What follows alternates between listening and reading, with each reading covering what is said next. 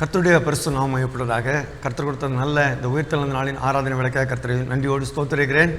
தொடர்ந்து நாம் இந்த 9வது வாரத்திலும் கூட நாம் வீடுகளிலே கூடி நாம் கர்த்தரை ஆராதித்து வருகிறோம். கர்த்தருடைய நாமம் மையப்படுவதாக. கர்த்தருடைய கிருபை மட்டும் கடந்து போன வாரமெல்லாம் நமக்கு போதுமானதாக இருந்தது. கர்த்தர் நமக்கு நல்லவராக இருந்தார், போதுமானவராக இருந்தார். எந்த நாளிலும் நம்முடைய ஆராதனை அங்கீகரிக்கிற தேவன், ஆராதனை மத்தியிலே பிரியப்படுகிற தேவன், வந்து ஆசீர்வதிக்கிற தேவன் நம்முடைய மத்தியில் இருக்கிறார். இந்த புதிய வாரத்திலும் நம்முடைய சிந்தனைக்காக எடுத்துக்கொண்ட வேத வசனம் கொரிந்தியருக்கு எழுதின 2ஆம் நிருபம் 2ஆம் அதிகாரம் 14ஆம் வசனத்தை வாசிக்கிறேன். 2 கொரிந்தியர் 2ஆம் அதிகாரம் 14ஆம் வசனத்தை வாசிக்கிறேன். சாத்தானாலே நான் மோசம் போகாதபடிக்கு அப்படி செய்தேன், அவனுடைய தந்திரங்கள் நமக்கு தெரியாதவைகள் அல்லவே. ஆமென். எல்லாரும் கூட ஒரு கண்களை மூடி ஜெபிப்போம். எங்கள் பரலோகத்தின் தேவனே, உம்மை துதிக்கிறேன். அப்பா, உம்மை ஸ்தோத்திரிக்கிறேன். ஆண்டவரே, இந்த ஆசீர்வதிக்கப்பட்ட உயிர்த்தெழுந்த நாளின் பகல் வேலைக்காக நன்றி செலுத்துகிறோம்.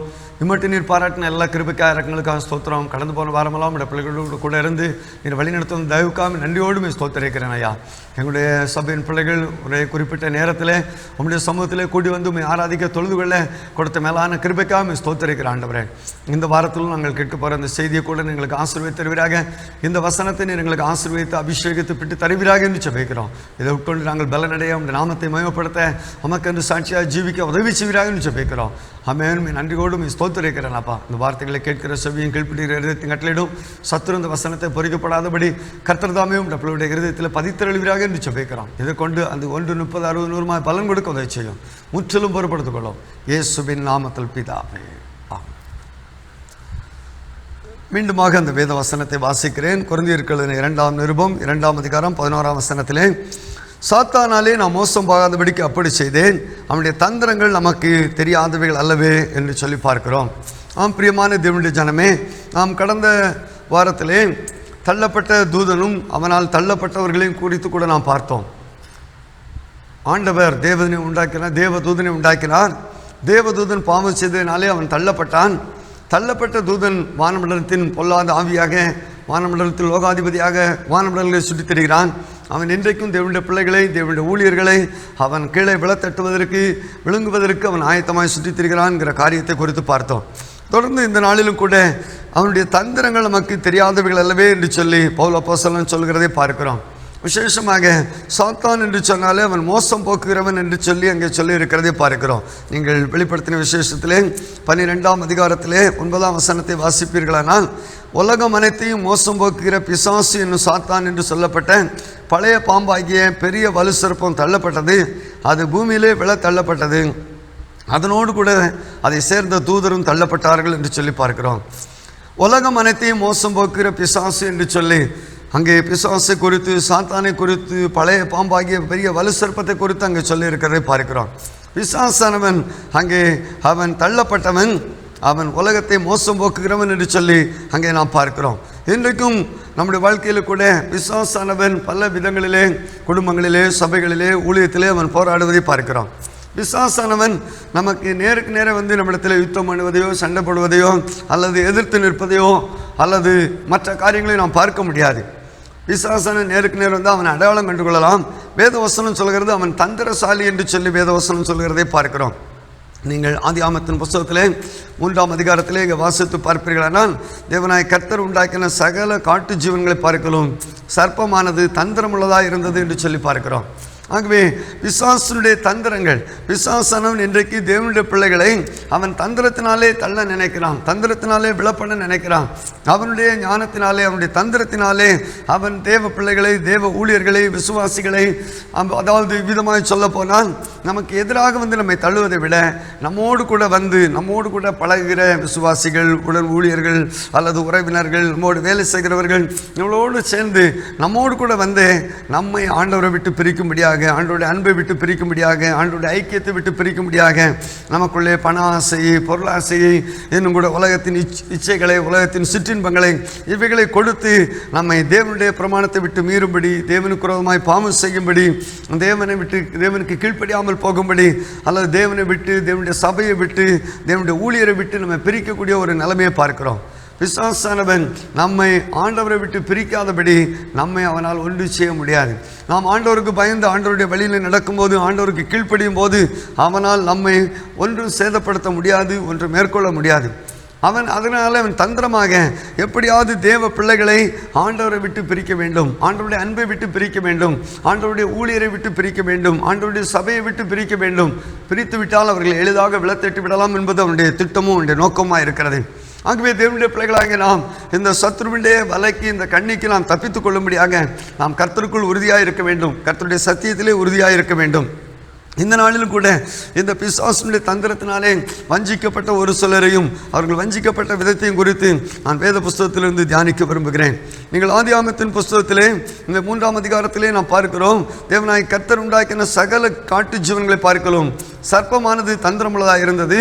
அது ஸ்திரியை நோக்கி, நீங்கள் தோட்டத்தில் உள்ள சகல விருட்சங்களின் கனியை புசிக்க வேண்டாம் என்று தேவன் சொன்னது உண்டோ என்றது என்று சொல்லி பார்க்கிறோம். பிரியமான தேவனுடைய பிள்ளையே, இந்த ஏவாளானவள் இந்த சாத்தானுடைய தந்திரத்தினால் வஞ்சிக்கப்பட்டாள் என்று சொல்லி பவுல் அப்போஸ்தலன் கொரிந்தியர் நிருபத்திலே சொல்கிறதை பார்க்கிறோம். நீங்கள் 2 கொரிந்தியர் நிருபத்திலே 11ஆம் அதிகாரத்திலே நீங்கள் வாசித்து பார்ப்பீர்களானா, 11ஆம் அதிகாரம் 3ஆம் வசனத்திலே, ஆகிலும் சர்ப்பமானது தன்னுடைய தந்திரத்தினாலே ஏவாளை வஞ்சித்தது போல உங்கள் மனதும் கிறிஸ்துவை பற்றிய உண்மையிலிருந்து விலகும்படி கெடுக்கப்படுமோ என்று பயந்திருக்கிறேன் என்று சொல்லி அங்கே சொல்கிறதை பார்க்கிறோம். பிரியமான தேவனுடைய பிள்ளை, இந்த சர்ப்பமானது தன்னுடைய தந்திரத்தினாலே ஏவாளை வஞ்சித்தது போல என்று சொல்லி பவுல் அப்போஸ்தலன் சொல்கிறார். சர்ப்பம் அப்படி ஆனால் ஏவாளை எப்படி வஞ்சித்தது? தந்திரத்தினாலே வஞ்சித்தது என்று சொல்லி பார்க்கிறோம். அங்கே இந்த அதிகாரத்திலே, ஆதியாகமம் 3ஆம் அதிகாரத்திலே நாம் பார்க்கிறோம், அந்த சர்ப்பமானது அது தந்திரமுள்ளதாக இருந்தது. அது ஸ்திரியை நோக்கி, நீங்கள் தோட்டத்தில் உள்ள சகல விருட்சங்களின் கனியை புசிக்க வேண்டாம் என்று தேவன் சொன்னதுண்டோ என்றது. நீங்கள் அந்த முந்தின அதிகாரத்தில் நீங்கள் வாசித்து பார்ப்பீர்களானால் ஆண்டவர் அங்கே அவர்களுக்கு சொன்ன கட்டளை 16ஆம் வசனத்திலே பார்க்கிறோம், தேவனாய கர்த்தர் மனுஷனை நோக்கி, நீ தோட்டத்தில் உள்ள சகல விருட்சங்களின் கனியை புசிக்கலாம் என்று சொன்னார். ஆனால் இங்கே இந்த தந்திரமுள்ள இந்த காட்டு மிருகமான சர்ப்பம் சொல்லுகிற ஒரு காரியம், சகல விருட்சங்களை கனியை புசிக்க வேண்டாம் என்று தேவன் சொன்னதுண்டோ என்று சொல்லி ஆண்டவர் சொல்லாத ஒரு வார்த்தையை எதிர்மறையாக இந்த ஸ்திரீனிடத்திலே சொல்லுகிறதை பார்க்கிறோம். அதுதான் பிசாசுடைய தந்திரம். ஆண்டவர் ஆதாம் ஏவாளை உண்டாக்கி அந்த தோட்டத்தில் வைத்து 2ஆம் அதிகாரம் 15ஆம் வசனத்தில் பார்க்கிறோம், அந்த தோட்டத்திலே அழைத்து கொண்டு வந்து அதை பண்படுத்தவும் காக்கவும் வைத்தார் என்று சொல்லி பார்க்கிறோம். இந்த தோட்டத்தை பண்படுத்தவும் பாதுகாக்கவும் இந்த ஆதாமுக்கு ஆண்டவர் சொல்லியிருந்தார். ஆனால் இந்த பிசாசானவர், இந்த சர்ப்பமானது ஆதாம் இல்லாத நேரத்தில், ஏவாள் தனியாக இருந்த நேரத்தில் தோட்டத்துக்குள்ளே வந்தது என்று சொல்லி பார்க்கிறோம். ஒருவேளை இந்த ஏவாள் என்னுடைய கணவனை நான் கூப்பிடுவேன் என்று சொல்லி கூப்பிட்டிருப்பாளே, ஆனால் இந்த சர்ப்பம் ஓடி போயிருக்கும். ஆனால் இவள் அந்த சர்ப்பத்தோடு பேச ஆரம்பித்தாள் என்று சொல்லி பார்க்கிறோம். அந்த சர்ப்பம் இவளோடு பேச ஆரம்பித்தது. அந்த ஸ்திரீ சர்ப்பத்தை பார்த்து சொல்லுகிறார், நாங்கள் தோட்டத்தில் உள்ள விருட்சங்களின் கனியை புசிக்கலாம், ஆனாலும் தோட்டத்தின் நடுவில் இருக்கிற விருட்சத்தின் கனியை குறித்து தேவன் நீங்கள் சாகாதபடிக்கு அதை புசிக்கவும் அதை தொடவும் வேண்டாம் என்று சொன்னார்னு சொல்லி பார்க்கிறோம். பிரியமான தேவனுடைய பிள்ளையே, அவள் ஆண்டவருடைய கட்டளையை தெளிவாய் அறிந்திருக்கிறாள். அதை விட ஒருபடி கூடுதலாகவே சொல்லுகிறார், நீங்கள் சாகாதபடிக்கு அதை புசிக்கவும் அதை தொடவும் வேண்டாம் என்று சொல்லுகிறார். ஆண்டவர் முந்தின அதிகாரம் 17ஆம் வசனத்திலே அந்த கனியை புசிக்க வேண்டாம், புசிக்கும் நாளில் சாகவே சாவா என்று சொன்னான். ஆனால் இவள் அதை தொடவும் வேண்டாம் என்று சொல்லி கூடுதலாகவே சொல்கிறார். ஆனால் சர்ப்பம் அவளை வஞ்சிக்கும்படியாக நீங்கள் சாகவே சாவதில்லை என்று சொல்லி அவளுக்கு ஒரு வார்த்தையை சொல்கிறதை பார்க்கிறோம். ஆண்டவர் சாகவே சாவா என்று சொன்னான். இந்த பிசாசானவன் சாகவே சாவதில்லை என்று சொல்லும்போது இந்த ஏவாளுக்குள்ளே ஒரு குழப்பம் ஏற்பட்டது. அதோடு மாத்திரமல்ல, இதை புசிக்கிற நாளில் உங்களுடைய கண்கள் திறக்கப்படும், நீங்கள் நன்மை தீமை அறிந்து தேவர்களைப் போல இருப்பீர்கள் என்று சொல்லி தேவன் அறிவார் என்று சொல்லி சொன்னபோது இந்த ஸ்திரீயானவள் அங்கே நாம் பார்க்கிறோம், ஏதோ அந்த சர்ப்பம் அந்த பழத்தை பிடுங்கி வகையில் கொடுத்துன்னு சொல்லலை, அந்த விருட்சம் புசிப்புக்கு நல்லது என்று சொல்லி அவள் பார்த்தாள். அது பார்வைக்கு இன்பமானது, அது புத்தியை தெளிவிக்கிறதுக்கு இச்சிக்கப்படத்தக்க விருட்சமாக இருக்கிறது என்று கண்டாள். அதை பறித்து புருஷனுக்கு கொடுத்தாள் என்று சொல்லி பார்க்கிறோம். நம் பிரியமான தேவனுடைய பிள்ளையே, இந்த பிசாசானவன் இந்த ஏவாளை அந்த பழத்தை புசிக்கும்படி தூண்டிவிட்டு அவன் விலகிவிட்டான். ஆனால் இவள் விருப்பப்பட்டு அந்த பழத்தை பார்த்தாள், பறித்தாள், புசித்தாள், தன்னுடைய புருஷனுக்கும் கூட கொடுத்தாள் என்று சொல்லி பார்க்கிறோம். இதை கேட்டுக்கொண்டிருக்கிற தேவனுடைய பிள்ளையே, பிசாசானவன் அவன் வஞ்சிக்கிறவனாக இருக்கிறான், அவன் தந்திரமுள்ளவனாக இருக்கிறான். இன்றைக்கும் ஆண்டவருடைய பிள்ளைகளை அவன் ஏமாற்றுகிறவனாக இருக்கிறான். எப்படி ஏமாற்றுகிறான்? ஆண்டவருடைய வார்த்தையை விசுவாசியாதபடி, ஆண்டவருடைய வார்த்தையை கேட்காதபடி, ஆண்டவருடைய வார்த்தைக்கு விரோதமான காரியங்களை நம்மிடத்தில் கொண்டு வந்து நம்மை ஆண்டவருடைய வார்த்தையை சந்தேகப்படும்படியாக வைக்கிறான். ஆண்டவருடைய வார்த்தைக்கு கீழ்ப்படியாதபடி, ஆண்டவருடைய வார்த்தையை மீறும்படி செய்கிறவனாக இருக்கிறான் என்று சொல்லி பார்க்கிறோம். இங்கே நீங்கள் வாசித்து பார்ப்பீர்களானால் இன்று கூட நாம் பார்க்கிறான ஒரு காரியம், நம்முடைய வீடுகளில், நம்முடைய தெருக்களில் அநேக காரியங்களை கொண்டாந்து விற்கிறாங்க. எந்த ஆம்பளை ஆளாவது அந்த பொருளை போய் வாங்குறான்னா ஒருத்தனும் வாங்க மாட்டான். ஆம்பளை ஆள்கிட்ட வந்து எவனும் விற்பானானா விற்கவும் மாட்டான். இப்படியாக அதாவது சாதாரணமாக கடன் கொடுக்குறவங்களா இருக்கலாம், இன்னும் கூட டெய்லி கலெக்ஷனில் வந்து வாங்குறவங்களா இருக்கலாம், பணம் பறிக்கிறவங்களா இருக்கலாம், பொருளை கொடுக்குறவங்களா இருக்கலாம், இன்ஸ்டால்மெண்ட்டில் கொடுக்குறவங்களா இருக்கலாம். ஆனால் எல்லோரும் யார்கிட்ட வர்றாங்க அப்படின்னா இந்த பெண்கள் இடத்துல வந்து சொல்கிறாங்க, கொஞ்சம் கொஞ்சம் பணம் போடு, உனக்கு பெரிய பொருள் தாரேன் அப்படின்னு சொல்கிறாங்க. இப்படிப்பட்ட பல காரியங்களை நீங்கள் லோன் எடுத்துகிட்டு ஈஸியாக அடைச்சிடலான்னு சொல்லி சொல்கிறாங்க. காரணம் என்னென்னா, என்றைக்கு ஏவாள் வஞ்சிக்கப்பட்டாலோ அதே நிலைமை இன்றைக்கு வரைக்கும் இருக்கிறதை பார்க்கிறோம். இன்றைக்கும் பெண்கள் வஞ்சிக்கப்படுகிறார்கள், பல விதத்திலே வஞ்சிக்கப்படுகிறார்கள். பணத்தாலே வஞ்சிக்கப்படுகிறார்கள், பொருளாலே வஞ்சிக்கப்படுகிறார்கள். பணத்தை இழக்கிறார்கள், பொருளை இழக்கிறார்கள், அழகை இழக்கிறார்கள், அந்தஸ்தை இழக்கிறார்கள், கற்பையும் கூட இழந்து போகிறார்கள். காரணம் என்ன? இந்த பிசாசனவன் வஞ்சிக்கிறவனாக இருக்கிறான். நீங்கள் தீமோத்தேயுவின் நிருபத்திலே, தீமோத்தேயுவின் 2ஆம் நிருபத்திலே 3ஆம் அதிகாரத்திலே அங்கே பவுல் அப்போஸ்தலன் இவ்விதமாக சொல்கிறதை பார்க்கிறோம். 5ஆம் 6ஆம் 7ஆம் வசனத்திலே தேவ பக்தியின் வேஷத்தை தரித்து அதன் பலனை மறுதளிக்கிறவர்கள் இருப்பார்கள். இப்படிப்பட்டவைகளை விட்டு நீ விலகி பாவங்களால் நிறைந்து பற்பல இச்சைகளால் இழுப்புண்டு எப்பொழுது கற்றாலும் ஒருபோதும் சத்தியத்தை அறிந்து உணராதவர்களாக இருக்கிற பெண் பிள்ளைகளுடைய வீடுகளில் இப்படிப்பட்டவர்கள் நுழைந்து அவர்களை வசப்படுத்திக் கொள்கிறார்கள் என்று சொல்லி பார்க்கிறோம். அங்கே வேதவசனம் சொல்கிறது, எப்போது கற்றாலும் சத்தியத்தை அறிந்து உணராதவராக இருக்கிற பெண் பிள்ளைகள். இன்றைக்கு எவ்வளோதான் படித்தாலும் சரி, எவ்வளோதான் சத்தியத்தை அறிஞ்சாலும் சரி, அந்த உணர்வில்லாத நிலைமையில் யாராவது உலகத்தார் சொல்கிற வார்த்தையை அப்படி நம்பிக்கிடுதாங்க, அப்படி கேட்டுக்கிடுதாங்க. சாதாரணமாக பெண்களுடைய வாழ்க்கையிலே பெண் புத்தி பின் புத்தி என்று சொல்வார்கள். அவர்கள் பின்னால் தான் யோசிப்பாங்க, முன்னக்கிட்டே உங்களுக்கு யோசிக்கக்கூடிய எண்ணம் வராது, யோசிக்கக்கூடிய புத்தி இருக்காது. காரணம் என்ன? அவர்கள் ஏவாள் வஞ்சிக்கப்பட்டதினாலே அவருடைய தலைமுறையில் வந்த இவர்களும் வஞ்சிக்கப்படுகிற நிலைமையில் இருக்கிறார்கள். பிசாசனுடைய யோசனையை கேட்கிறவர்களாக இருக்கிறார்கள். நீங்கள் பேதுருக்களின் 2ஆம் நிருபத்திலே அந்த 14ஆம் வசனத்திலே பார்ப்பீர்களானால், விபச்சார மயக்கத்தால் நிறைந்தவர்களும் பாவத்தை விட்டு ஓயாதவர்களுமாய் இருக்கிற கண்களையுடையவர்கள் உறுதியில்லாத ஆத்துமாக்களை தந்திரமாய் பிடித்து பொருளாசையில் பழகின இருதயத்துடைய சாபத்தின் பிள்ளைகள் என்று சொல்லி பார்க்கிறோம். உறுதியில்லாத ஆத்துமாக்களை தந்திரமாய் பிடிக்கிறார்கள். உணர்வில்லாத ஆத்துமாக்கள் என்று சொல்லி பார்க்கிறோம். உணர்வில்லாதவர்கள், இன்னும் கூட உறுதி இல்லாதவர்கள். இப்படிப்பட்ட நிலைமையில் இருக்கிற சத்தியத்தை பற்றி, வசனத்தை பற்றி உறுதியில்லாத நிலைமையில் இருப்போமானால் பிசாசான நம்ம எளிதாக வஞ்சித்து விடுவான். நீங்கள் அதே 2 பேதுரு 2ஆம் அதிகாரம் 18ஆம் வசனத்தை வாசிப்பீர்களானால், வஞ்சகமாய் நடக்கிறவர்களிடத்திலிருந்து அரிதாய் தப்பினவர்களிடத்தில் இவர்கள் அகந்தையான வீண் வார்த்தைகளை பேசி மாம்ச இச்சைகளினாலும் காம விகாரங்களினாலும் அவர்களை தந்திரமாய் பிடிக்கிறார்கள் என்று சொல்லி பார்க்கிறோம். வஞ்சகமாய் நடக்கிறவரிடத்திலிருந்து அரிதாய் தப்பினவர்களிடத்தில் அகந்தையான வீண் வார்த்தைகளை பேசி மாம்ச இச்சைகளினாலே, இன்றைக்கு பார்த்தீங்கன்னா அநேகர் வீணான வார்த்தைகளை பேசுகிறாங்க, இச்சைகளை தூண்டக்கூடிய வார்த்தைகளை பேசுகிறாங்க, அவைகளை கேட்குறாங்க, அவைகளை பார்க்குறாங்க. ஆனால் அவைகளினால் அவர்கள் தந்திரமாய் பிடிபட்டு அழிகிற நிலைமையை பார்க்கிறோம். இந்த ஏவாள் வஞ்சிக்கப்பட்டாள், பிசாசின் தந்திரத்தினாலே வஞ்சிக்கப்பட்டாள். ஏனென்று சொன்னால் தேவனுடைய வார்த்தையை அவள் கீழ்ப்படியவில்லை, தேவனுடைய வார்த்தையை விசுவாசிக்கவில்லை, தேவனுடைய வார்த்தையை சந்தேகப்பட்டாள். இன்றைக்கும் ஆண்டவருடைய வார்த்தையை சந்தேகப்படுகிற, ஆண்டவருடைய வார்த்தையை விசுவாசியாத, ஆண்டவருடைய வார்த்தையில் விசுவாசம் இல்லாத, உறுதி இல்லாத எந்த ஆத்துமாக்களையும் பிசாசானவன் வஞ்சிக்கிறதற்கு அவன் எளிதாய் வஞ்சிக்கிறவனாய் இருக்கிறான். நாம் பிசாசின் வலையில் விழாமல் இருக்க வேண்டுமானால், அவனுடைய தந்திரத்தை நாம் பெருக்கொள்ள வேண்டுமானால், நாம் வேத வசனத்தை அறிந்தவர்களாக இருக்க வேண்டும், சத்தியத்தை கற்று அறிந்தவர்களாக இருக்க வேண்டும், சத்தியத்திலே நிலை நிற்கிறவர்களாக இருக்க வேண்டும், சத்தியத்தை விட்டு விலகாதவர்களாக இருக்க வேண்டும்.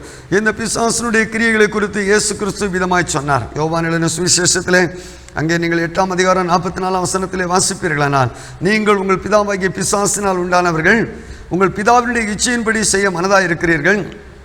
அவன் ஆதி முதற்கொண்டு மனுஷ கொலை பாதகனாக இருக்கிறான். சத்தியம் அவனிடத்தில் இல்லாதபடினால் சத்தியத்திலே நிலை நிற்கவில்லை. அவன் பொய்யனும் பொய்க்கு பிதாவாக இருக்கிறபடினால் அவன் பொய் பேசும்போது தன் சொந்தத்தில் எடுத்து பேசுகிறான் என்று சொல்லி பார்க்கிறோம். பிரியமான தேவனுடைய பிள்ளையே, உங்கள் பிதாவாகிய பிசாசினால் உண்டானவர்கள், அவனுடைய இச்சையின்படி செய்ய மனதாக இருக்கிறீர்கள். அவன் ஆதி முதல் கொண்டு மனுஷ கொலை பாதகனாக இருக்கிறான். பிசாசு என்று சொன்னாலே அவன் கொலை பாதகன் என்று சொல்லி பார்க்கிறோம், மனுஷ கொலை பாதகன் என்று சொல்லி பார்க்கிறோம். ஸ்தோத்திரம். அவன் ஆதி முதற்கொண்டு ஒரு காயின் தன்னுடைய சகோதரனாகிய ஆபேலை கொலை செய்ததை குறித்து நீங்கள் யோவான் எழுதின நிருபத்திலே நீங்கள் வாசித்து பார்ப்பீர்களானால், அங்கே 1 யோவான் 3ஆம் அதிகாரம் 12ஆம் வசனத்தில் சொல்லி இருக்கிறது, பொல்லாங்கனால் உண்டாயிருந்து தன் சகோதரனை கொலை செய்த காயினை போல இருக்க வேண்டாம். அவன் எது நிமித்தம் அவனை கொலை செய்தான்? தன் கிரியைகள் பொல்லாதவைகளும் தன் சகோதரனுடைய கிரியைகள் நீதி உள்ளவர்களுமாய் இருந்தது நிமித்தம் தானே என்று சொல்லி பார்க்கிறோம். சகோதரனுடைய கிரியைகள் நீதி உள்ளவைகளாக இருந்தது, தன்னுடைய கிரியைகள் பொல்லாதவைகளாக இருந்தது. ஆகவே பொல்லாங்கனால் உண்டாகிருந்து சகோதரனை கொலை செய்த காயினை போல இருக்க வேண்டாம் என்று சொல்லி பார்க்கிறோம். அவன் ஆதி முதல் ஆதாம் ஏவாளை உண்டாக்கி ஆதாமினுடைய பிள்ளைகளிலே ஒருவருக்கொருவர் அங்கே காயின் ஆபேலை கொலை செய்த காரியத்தை நாம் பார்க்கிறோம். அதோடு மாத்திரமல்ல, அவன் பொய்யனும் பொய்க்கு பிதாவுமாக இருக்கிறான்.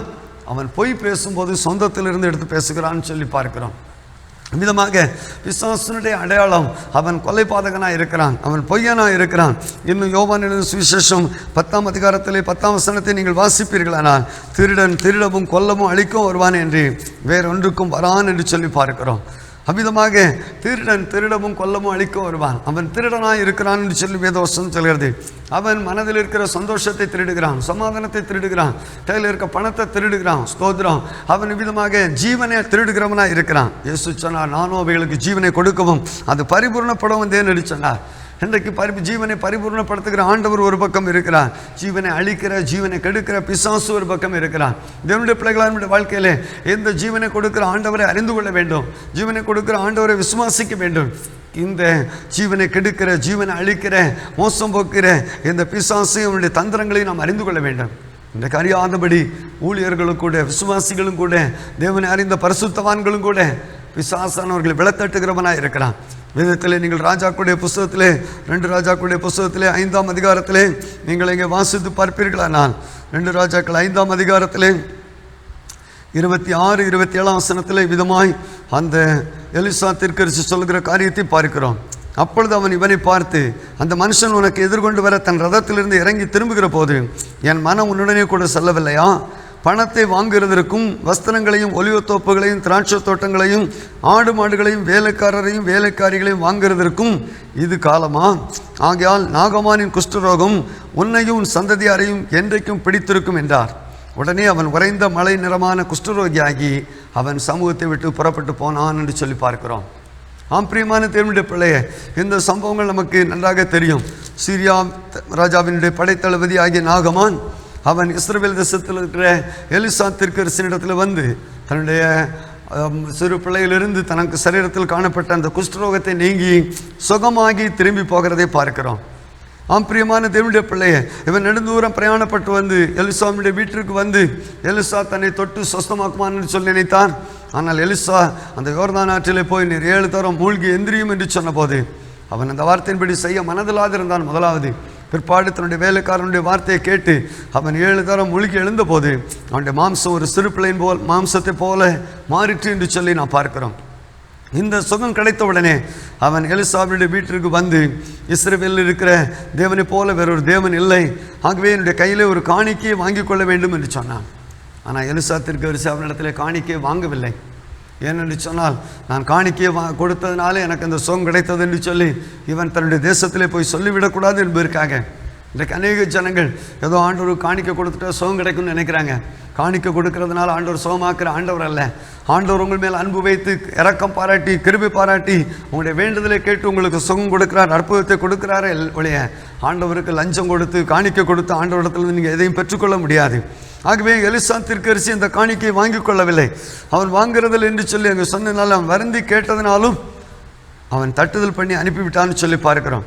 அப்பொழுது இந்த நாகமான் சொன்ன ஒரு வார்த்தை 17ஆம் வசனம் பின்பு இதில் சொல்லி இருக்கிறது, உமது அடியேன் இனி கர்த்தருக்கே அல்லாமல் அந்நிய தேவர்களுக்கு சர்வாங்க தகனத்தையும் பலியும் செலுத்துவதில்லை என்று சொல்லி அவன் ஒரு பொருத்தனையோடு கூட தன்னுடைய தேசத்துக்கு புறப்பட்டு போனான்.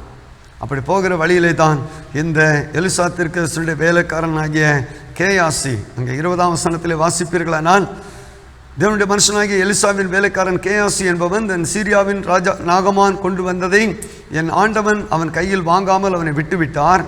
நான் அவன் பிறகே ஓடி அவன் கையில் ஏதாகிலும் வாங்குவேன் என்று கர்த்தருடைய ஜீவன் மேல் ஆணையிட்டு நாகமானை பின்தொடர்ந்தான் என்று சொல்லி பார்க்கிறோம். நாம் பிரியமான தேவனுடைய பிள்ளையே, தன்னுடைய எஜமான் அந்த நாகமான இடத்துல ஒன்று வாங்கவில்லை. நான் அவன் பின்னாலே ஓடி அவன் கையிலே எதையாகிலும் வாங்குவேன் என்று சொல்லி இந்த கேயாசி புறப்பட்டு போகிறதை பார்க்கிறோம். இந்த கேயாசி பின்தொடர்ந்து வருகிறதை கண்டவுடனே அந்த நாகமான் அவன் ரதத்தை நிறுத்தி அவனுக்கு எதிர்கொண்டு வந்து சுக செய்தியா என்று சொல்லி அவனை விசாரிக்கிறான். அவன் சுக செய்தி தான். தீர்க்கதரிசியின் புத்திரர்கள் 2 வாலிபர் இப்பொழுது எப்ராயிம் தேசத்திலிருந்து வந்தார்கள். அவர்களுக்கு 1 தாலந்து வெள்ளியும் 2 மாற்று வஸ்திரங்களையும் தர வேண்டும் என்று கேட்க என் எஜமான் என்னை அனுப்பினார் என்று சொல்லி அவனிடத்தில் ஒரு பொய்யை சொல்லுகிறதை பார்க்கிறோம். ஆம் பிரியமான தேவனுடைய பிள்ளையே, பிசாசானவன் பொய்யனும் பொய்க்கு பிதாவுமா இருக்கிறான்னு சொல்லி பார்த்தோம். இங்கே நல்ல ஒரு எலிசா என்கிற தீர்க்கதரிசி, எலியா தீர்க்கதரிசியுடைய ஆவியின் வரத்தை இரட்டிப்பாய் பெற்ற ஒரு தீர்க்கதரிசியுடைய வேலைக்காரன். இந்த வேலைக்காரன் பணத்தின் மேலே, வெள்ளியின் மேலே, மாற்று வஸ்திரத்தின் மேலே ஆசைப்பட்டு இந்த நாகமானுக்கு பின்னாக ஓடி என்னுடைய எஜமான் சொல்லி அனுப்பினார் என்று சொல்லி எஜமானுடைய பேரை சொல்லி அங்கே சொல்கிறதே பார்க்கிறோம். நாகமான் அவனை பார்த்து சொல்கிறான், தயவு செய்து 2 தாளந்து என்ன செய்யக்கோ, வாங்கிக்கோ, 2 மாற்று வஸ்திரத்தை வாங்கிக்கோ என்று சொல்லி அவனுக்கு கொடுத்து அனுப்புவதற்கும் 2 வேலைக்காரரை வைத்து அனுப்புகிறான். ஸ்தோத்திரம். நீங்கள் அங்கே 24ஆம் வசனத்தை வாசித்து பார்ப்பீர்களானால், அவன் மேட்டண்டைக்கு வந்தபோது அதை அவர்கள் கையிலிருந்து வாங்கி வீட்டிலே வைத்து அந்த மனுஷரை அனுப்பிவிட்டான். அவர்கள் போய்விட்டார்கள் என்று சொல்லி பார்க்கிறோம்.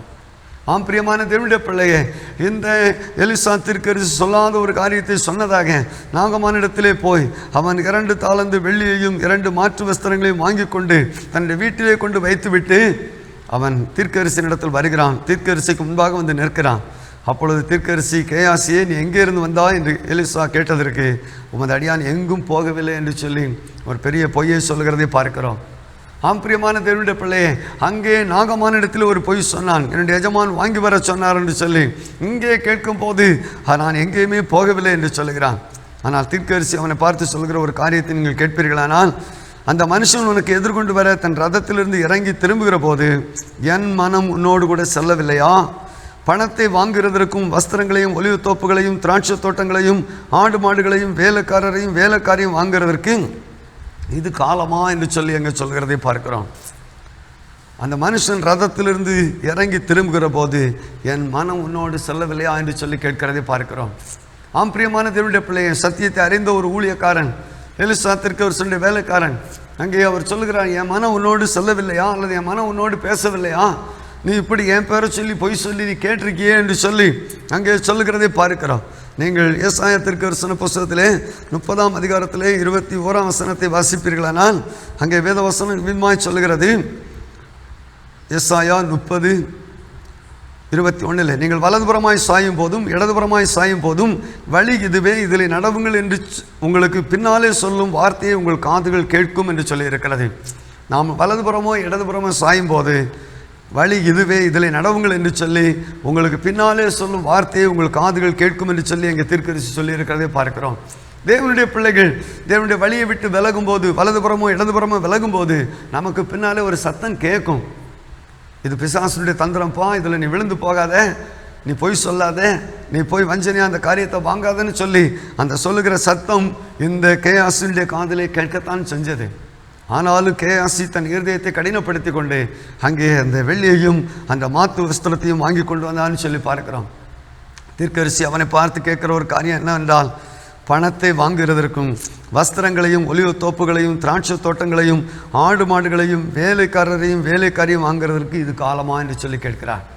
ஆம் பிரியமான தேவனுடைய பிள்ளையே, இந்த வசனத்தை நீங்கள் சற்று யோசித்து நிதானித்து வாசித்து பார்ப்பீர்களானால், இன்றைக்கு பணத்தை வாங்குகிற காரியங்கள், வஸ்திரங்களை வாங்கி குறுபிக்கிற காரியங்கள், ஒலிவு மரங்களை ஒலிவு தோப்புகளை திராட்சை தோட்டங்களை ஆடு மாடுகளை வேலைக்காரரை வேலைக்காரிகளை வாங்கி வைக்கிற காரியமாக இருக்கிறது. ஊழியக்காரராக இருக்கலாம், சுவிசேஷகராக இருக்கலாம். இன்றைக்கு எப்படிப்பட்ட பணியை செய்கிறார்கள்? பணத்தை வாங்கி சேர்த்து வைக்கிற காலத்தை பார்க்கிறோம். வஸ்திரங்களை வாங்கி சேர்த்து குவித்து வைக்கிற காலத்தை பார்க்கிறோம். ஒலிவ தோப்புகள் திராட்சை தோட்டங்கள் ஆடு மாடுகள் இவைகளை வாங்கி சேர்த்து வைக்கிறார்கள். இவைகளெல்லாம் ஊழியத்துக்கு தேவையா என்று சொல்லி அங்கே ஆண்டவர் அந்த கேயாசியை பார்த்து கேட்கிறதை பார்க்கிறோம்.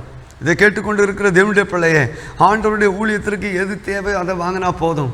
தேவையில்லாத இப்படிப்பட்ட காரியங்கள் இன்றைக்கு அநேக ஊழியக்காரர்கள் ஆடு மாடுகள் வளர்க்க ஆரம்பிச்சிட்டாங்க. கோழி பண்ணை, மாட்டு பண்ணை, ஆட்டு பண்ணை வைக்க ஆரம்பிச்சிட்டாங்க. மிருக ஜீவன்கள் வீட்டில் வளர்க்குற நாய்களுக்கே கணக்கு கிடையாது. 3 நாய் 4 நாய் வளர்க்குறாங்க. அவைகளுக்கு தீவனம் போடனாலுமே அது 2 ஆளும் சாப்பாடு 3 ஆளும் சாப்பாடை சாப்பிடும். ஆண்டவருடைய பணம் எதுக்கெல்லாம் செலவழிது, எப்படிலாம் செலவழிதுன்னு இல்லை. ஆண்டவர் வீட்டை பாதுகாக்க மாட்டாரா? ஆலயத்தை பாதுகாக்க மாட்டாரா? வசனத்தை அறியவில்லை, சத்தியத்தை அறியவில்லை. இந்த எலிசா தீர்க்கதரிசி விதமாய் கேட்கிறார். இன்றைக்கும் தேவனுடைய பிள்ளைகள் தேவனுடைய வழியிலே நடந்தால் தேவனுடைய ஆசீர்வாதத்தை பெற்றுக்கொள்ள முடியும். ஆனால் இந்த நாகமான் ஆண்டவருடைய வழியை விட்டு, நாகமானுடைய அந்த குஷ்டரோகம் இந்த கேயாசியை பிடித்தது என்று அடுத்த வசனத்திலே பார்க்கிறோம். இந்த எலிசா தீர்க்கதரிசி ஆண்டவருடைய வழியை விட்டு விலகினாலே 27ஆம் வசனத்திலே பார்க்கிறோம், நாகமானின் குஷ்டம் உன்னையும் உன் சந்ததியாரையும் என்றைக்கு பிடிக்கும் என்றான். உடனே அவன் உறைந்த மலை நிறமான குஷ்டரோகியாகி அவன் சமூகத்தை விட்டு புறப்பட்டு போனான்னு சொல்லி பார்க்கிறோம். அவனை மாத்திரம் இல்லை, கேயாசியை மாத்திரம் இல்லை, அவனுடைய சந்ததியும் இந்த குஷ்டரோகம் பிடிக்கும். பாருங்கள், ஒரு மனுஷன் பாவம் செய்தனால அவனுடைய சந்ததியும் குஷ்டரோகி ஆகிற ஒரு நிலைமையை பார்க்கிறோம். ஆண்டவருடைய பார்வையிலே ஒருவேளை இந்த எலிசா தீர்க்கதரிசி எலியாவிடத்திலிருந்து ரெட்டிப்பான வல்லமையை பெற்றிருந்தது உண்மையானால் இந்த கேயாசி 4 மடங்கு வல்லமையை பெற்று ஆண்டவருக்காக எழும்பி பிரகாசித்திருக்கலாம். ஆனால் சாதாரண ஒரு பண ஆசை, சாதாரண ஒரு பொருள் ஆசை அவனை இவ்விதமாக விளத்தட்டு நின்று பார்க்கிறோம். அவன் இவ்விதமான இந்த பண ஆசைக்கும் இந்த பொருள் ஆசைக்கும் அவன் விரும்பினதினாலே, அவன் இடம் கொடுத்ததினாலே, பிசாசுக்கு இடம் கொடுத்ததினாலே அவன் விதமாய் வஞ்சிக்கப்பட்டு தன்னுடைய வாழ்க்கையை இழந்து போனான், தன்னுடைய ஆசீர்வாதத்தை இழந்து போனான், தன்னுடைய ஊழியத்தை இழந்து போனான். இதை கேட்டுக்கொண்டிருக்கிற தேவனுடைய பிள்ளையே, நம்முடைய வாழ்க்கையிலே நாம் ஆண்டவரை விட்டு விலகும் போது, ஆண்டவருக்கு விரோதமான காரியத்தை சொல்லும்போது, பொய் சொல்லும்போது, பொய் பேசும்போது ஆண்டவருடைய வார்த்தை நம்மை எச்சரிக்கிறது. ஆண்டவருடைய வார்த்தை நம்முடைய காதுகளை தொனிக்கிறது. அதையும் நாம் அழிக்கொண்டு செயல்படுவோமானால் நம்முடைய வாழ்க்கையில் நாம் ஆண்டவரை விட்டு, ஆண்டவருடைய சமூகத்தை விட்டு விலகி போகிறோம். ஒரு ஆபத்தான ஒரு சூழ்நிலையிலே, வியாதிப்பட்ட சூழ்நிலையிலே, வேதனை அனுபவிக்கிற சூழ்நிலையிலே விலகி போகிறதை பார்க்கிறோம். விதமான ஒரு வாழ்க்கை தேவையில்லை. ஆண்டவருடைய பிள்ளைகள், ஆண்டவருடைய விசுவாசிகளாக இருக்கலாம், ஊழியக்காரராக இருக்கலாம், நாம் ஆண்டவருடைய சத்தத்துக்கு செவி கொடுப்போம், ஆண்டவருடைய வார்த்தைகளுக்கு கீழ்ப்படிவோம். ஒருபோதும் நாம் பொய் சொல்ல வேண்டாம், பொய் சொல்லி பணம் வாங்க வேண்டாம், பொருள் வாங்க வேண்டாம். ஆண்டவருக்கு உண்மை உத்தமமாக இருப்போமானால் கர்த்தர் நம்மை ஆசீர்வதிக்கிற தேவனாக இருக்கிறார். இரண்டாவதாக சாமுவேலை குறித்து, சவுல் ராஜாவை குறித்து நீங்கள் சாமுவேல் தீர்க்கதரிசன புஸ்தகத்திலே வாசிக்கலாம். 1 சாமுவேலுடைய புஸ்தகம் 18ஆம் அதிகாரத்திலே 7, 8, 9, 10ஆம் வசனத்திலே விதமாய் சொல்லுகிறதை பார்க்கிறோம்.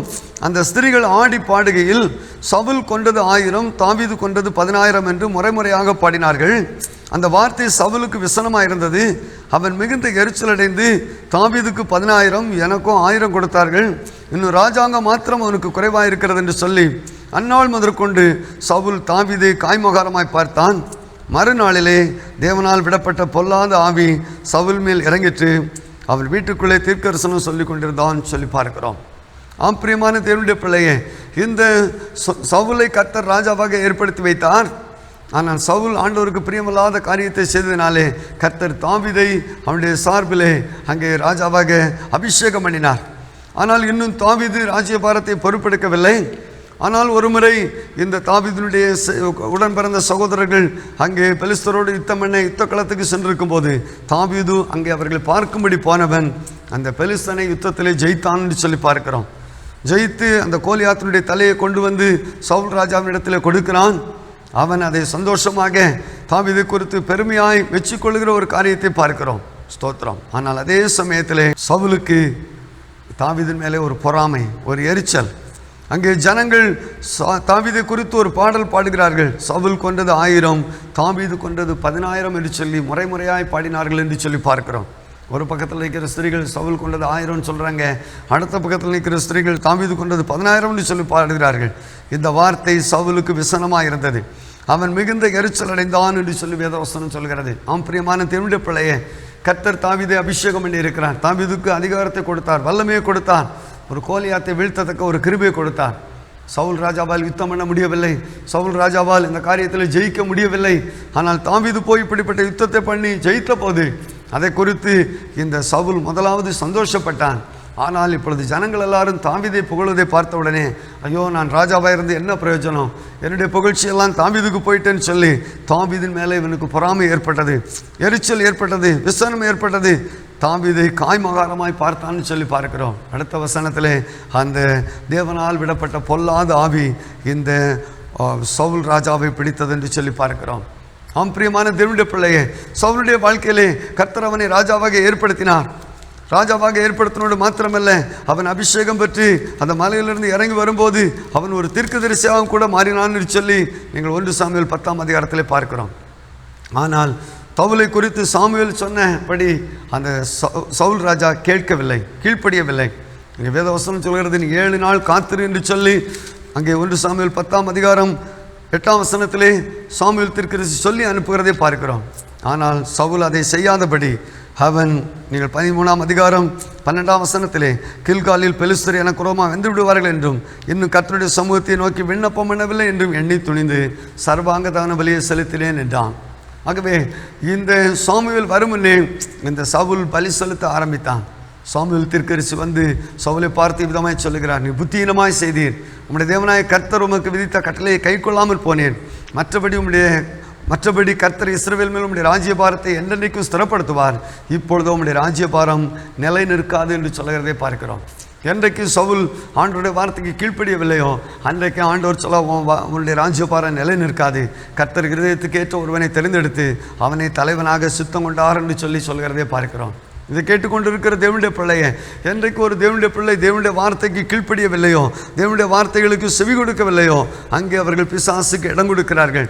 இந்த சவுல் ராஜாவுடைய வாழ்க்கையிலே அவன் நல்ல அபிஷேகம் பெற்றவன், நல்ல தீர்க்கதரிசன வரம் பெற்றவன். ஆனால் கர்த்தருடைய வார்த்தைக்கு அவன் கீழ்ப்படியவில்லை. ஊழியக்காரர் சொன்ன வார்த்தைக்கு கீழ்ப்படியாதபடி அவனே பலி செலுத்த ஆரம்பித்தான். அங்கே தீர்க்கதரிசி சாமுவேல் சொல்லுகிறார், நீ புத்தியீனமாய் செய்தீர் என்று சொல்லி.